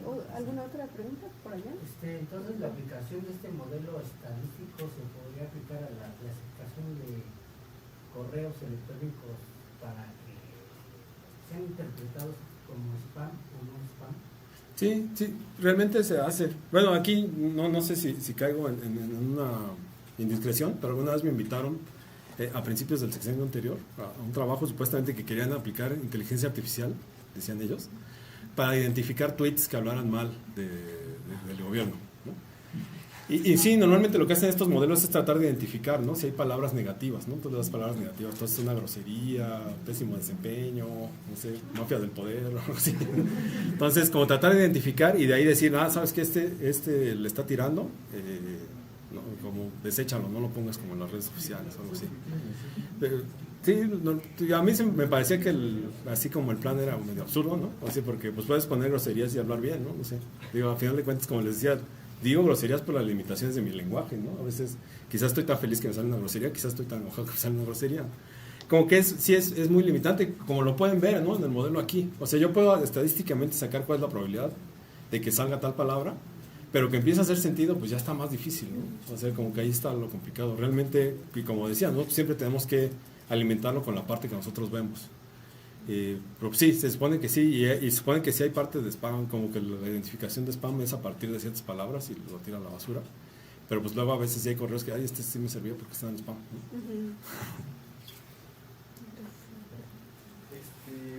Pensando en este modelo más estadístico, este enfoque más estadístico sobre la inteligencia inteligencia artificial, yo me preguntaba, ¿qué ventajas tiene este enfoque a comparación del aprendizaje de máquina? Un poco, bueno, que la gente conoce más tradicionalmente. A final de cuentas, el aprendizaje en máquina siempre tiene una parte estadística, porque es a partir de un montón de datos, ¿no? Digamos que aquí, en el caso de Markov, pues yo simplemente lo muestro, si yo me quedara nada más con la estadística y sin tratar de meter nada que aprenda, ¿no? Realmente ahí no estaba metiendo nada de aprendizaje. El aprendizaje sería que yo leo el texto y digo, ¿sabes qué? Este no tiene sentido, desecha todos los pasos que te llevó a deséchalos. Entonces, como irlo alimentando, ¿no? Un poco como hacía la máquina esta Menas, ¿no? Como que voy desechando cosas. A final de cuentas, es que hay un montón de métodos, ¿no? de aprendizaje máquina. A final, por ejemplo, el aprendizaje veloz, de repente ahí sí usa la deducción lógica, ¿no? Usa deducción lógica, a ver, de esto me conviene más, pues utilizo este. Pero a final de cuentas, siempre que utilizamos un montón de datos, pues vamos a tener que meter estadística. A final de cuentas, yo creo que ahí es como la herramienta. La base tal cual, pues está en la lógica y en un montón de cosas más de la matemática, y en este caso, pues el lenguaje, ¿no? Cómo construimos el lenguaje, que ya pues, no tiene que ver tanto con la matemática.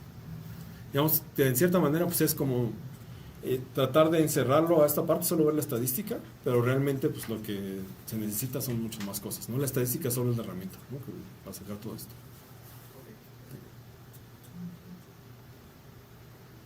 ¿Alguna otra duda, otra pregunta, comentario? Bueno, pues ahí tengo como, tal vez no es un problemilla, pero es que pareciera que los humanos funcionamos de una forma muy, muy similar, ¿no? Al respecto cuando hablamos. O sea, con eso me refiero a que, por ejemplo, la estructura en la cual hablamos la aprendemos de nuestro propio entorno, ¿no? Y premia cierta parte para que, digamos, la sintaxis de ese idioma específica, ¿no? Y de esa manera incluso podemos predecir cómo, digamos, va a hablar una persona de acuerdo a su idioma, al punto de que, no sé, los idiomas como griego, español, francés, siguen una estructura como que pareciera casi equivalente entre sí, y podríamos desarrollar incluso versiones que sean entendibles para todos los idiomas sin tener que aprender ningún otro, ¿no? Justo porque la estructura lingüística en la cual estamos tal cual adiestrado maneja estas como que, no diría constantes, porque no es como que estén allí, sino que las estructuras, ¿no? Las estructuras básicas. Las estructuras, y aparte esas las premiamos así como si fuera condicionamiento clásico de vamos a premiar esta y vamos a quitar esta cuando la criatura es criatura, ¿no? Y justo pareciera que lo mismo sucede un poco con la máquina, ¿no? Cuando esta parte de decir, no sé, la probabilidad de que dos vocales aparezcan juntas, pero desechamos estas que no tienen sentido, ¿no? En el caso de los humanos, pues, hacemos lo mismo, ¿no? No vas a decir, porque así solo, ¿no? Porque no hay sentido, ¿no? Tienes que agregarle otra cosita, agregarle a una consonante o algo así, ¿no? Por eso, esta parte que mencionaba de Zizek, me parece un poco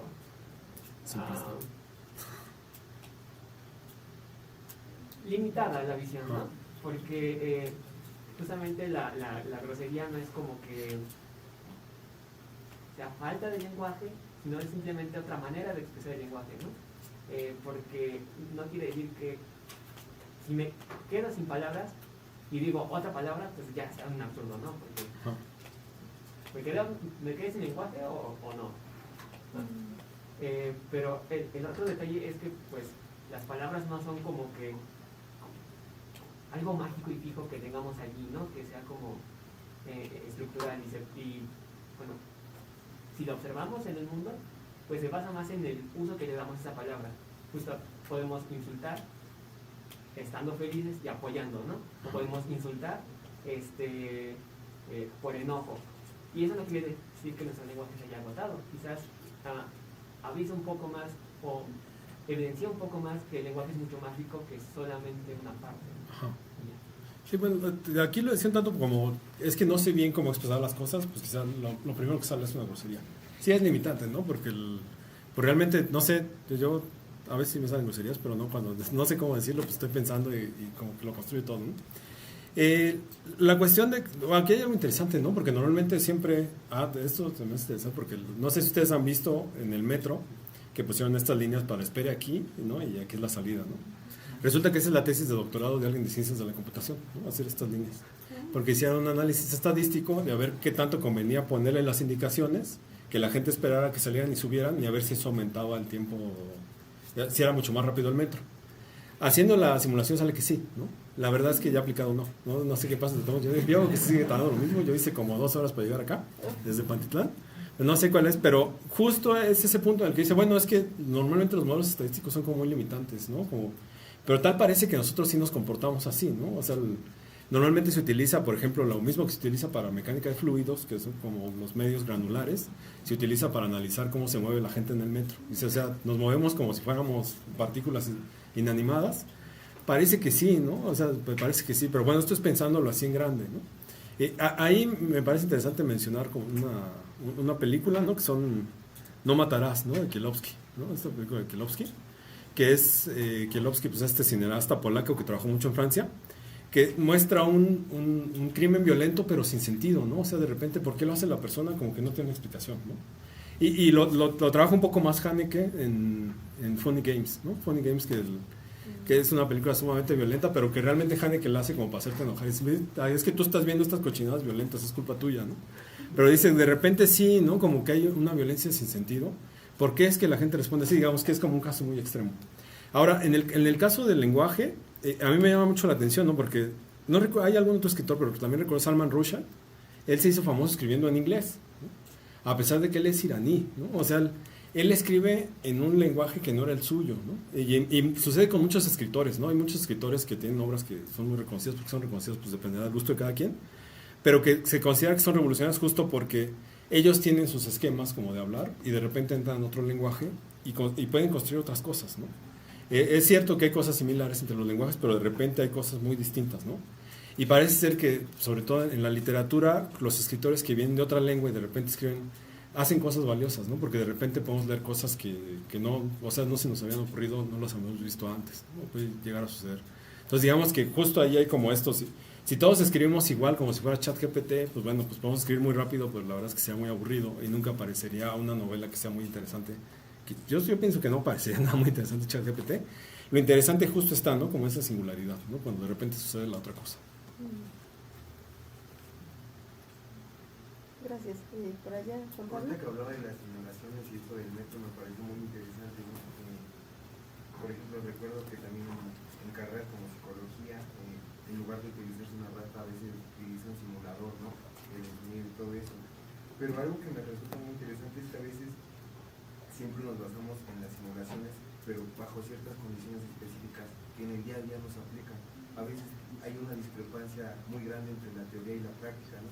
Hablaba de esto, pues tal vez una razón del por qué no es tan eficiente es porque no simularon la cantidad de personas que hay Pantitlán a las 7 de la mañana y que las personas no se comportan de la mejor manera, ¿no? Sí, lo que se van a agarrar a golpes, que pasa en la mañana. Entonces, pues eso me resulta muy interesante porque siento que a veces nos basamos en simulaciones o vemos características muy específicas, no sé, en pedagogía, ¿no? Que a veces dan como ciertos esquemas de enseñanza, pero esa enseñanza fue bajo condiciones muy particulares, con 5 o 10 alumnos, con 2 profesores, tomando en cuenta que los niños viven cerca, que desayunaron, que no tienen problemas familiares, pero ya te vas a la realidad y te das cuenta pues que la mayoría de los niños pues tienen carencias, hay problemas familiares, entonces la enseñanza no se desenvuelve como la teoría dice que debería desenvolverse.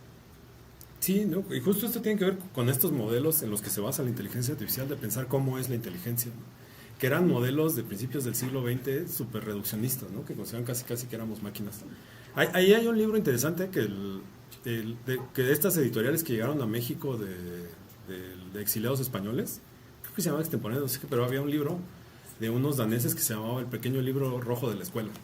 O sea, rojo porque era rojillo y hablaba de la escuela, y entonces ellos proponían un modelo, ¿no? En el que en la escuela ya no se dejaran tareas, que fuera todo mucho más libre, ¿no? Porque como que el niño aprende mejor, ¿no? Sin estas limitantes. Pero ellos decían, ¿no? Ellos hacían una crítica a esta idea del coeficiente intelectual, que justo tiene que ver con estos modelos de principios del siglo XX, ¿no? Muy mecanicistas de la inteligencia, que O sea, creo que hoy en día ya no se usa esta cosa del coeficiente intelectual, ¿no? Creo que todavía nada más hay grupos por ahí en Estados Unidos que según se juntan, que ellos tienen un coeficiente intelectual muy alto y se hacen reuniones, ¿no?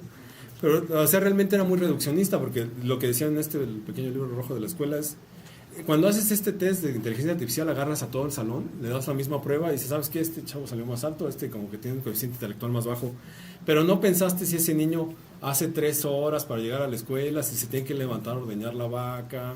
Sí, o sea, yo recuerdo un tutor que tuve en el doctorado en física de la India. Él dice que para llegar a la primera tenía que nadar un trecho, ¿no? Entonces tenía que nadar un río, ¿no? O sea, imagínate, vas a medir su desempeño de ese niño con uno que vive a la vuelta o que llega en carro, así, que hasta lo van peinando en el carro.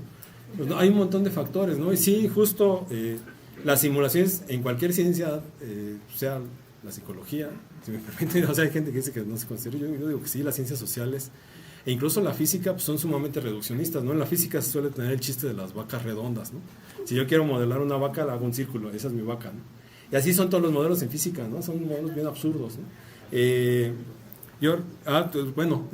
Normalmente también doy clases de física nuclear, y cuando les hablo de cuántica, les digo, bueno, no sé, yo creo que si la medicina cuántica se trata de que, ¿sabes qué? Te sientes mal de tal cosa, vamos a aplicarte un oscilador armónico a ver si ya te sientes bien. ¿No? Vamos al pozo de potencial infinito y a ver a cuál le atinamos. Si es a ver a cuál le atinas, sí, así funciona la física. Mete un montón de modelos y a ver a cuál le atinas. Todos los modelos son reduccionistas. Entonces, si así funciona la medicina cuántica, a ver si le atino y se te quita el dolor, pues sí, pero realmente no tiene nada que ver con cuántica, no tiene que ver si le atinas, ¿no? Pero sí, ¿no? O sea, los modelos son muy reduccionistas. Pero bueno, esperamos que nos den pistas, ¿no? Para saber algunas cosas. ¿Alguna otra pregunta, comentario? Pues bueno, si no, entonces gracias otra vez, Vladimir, por venir, y también gracias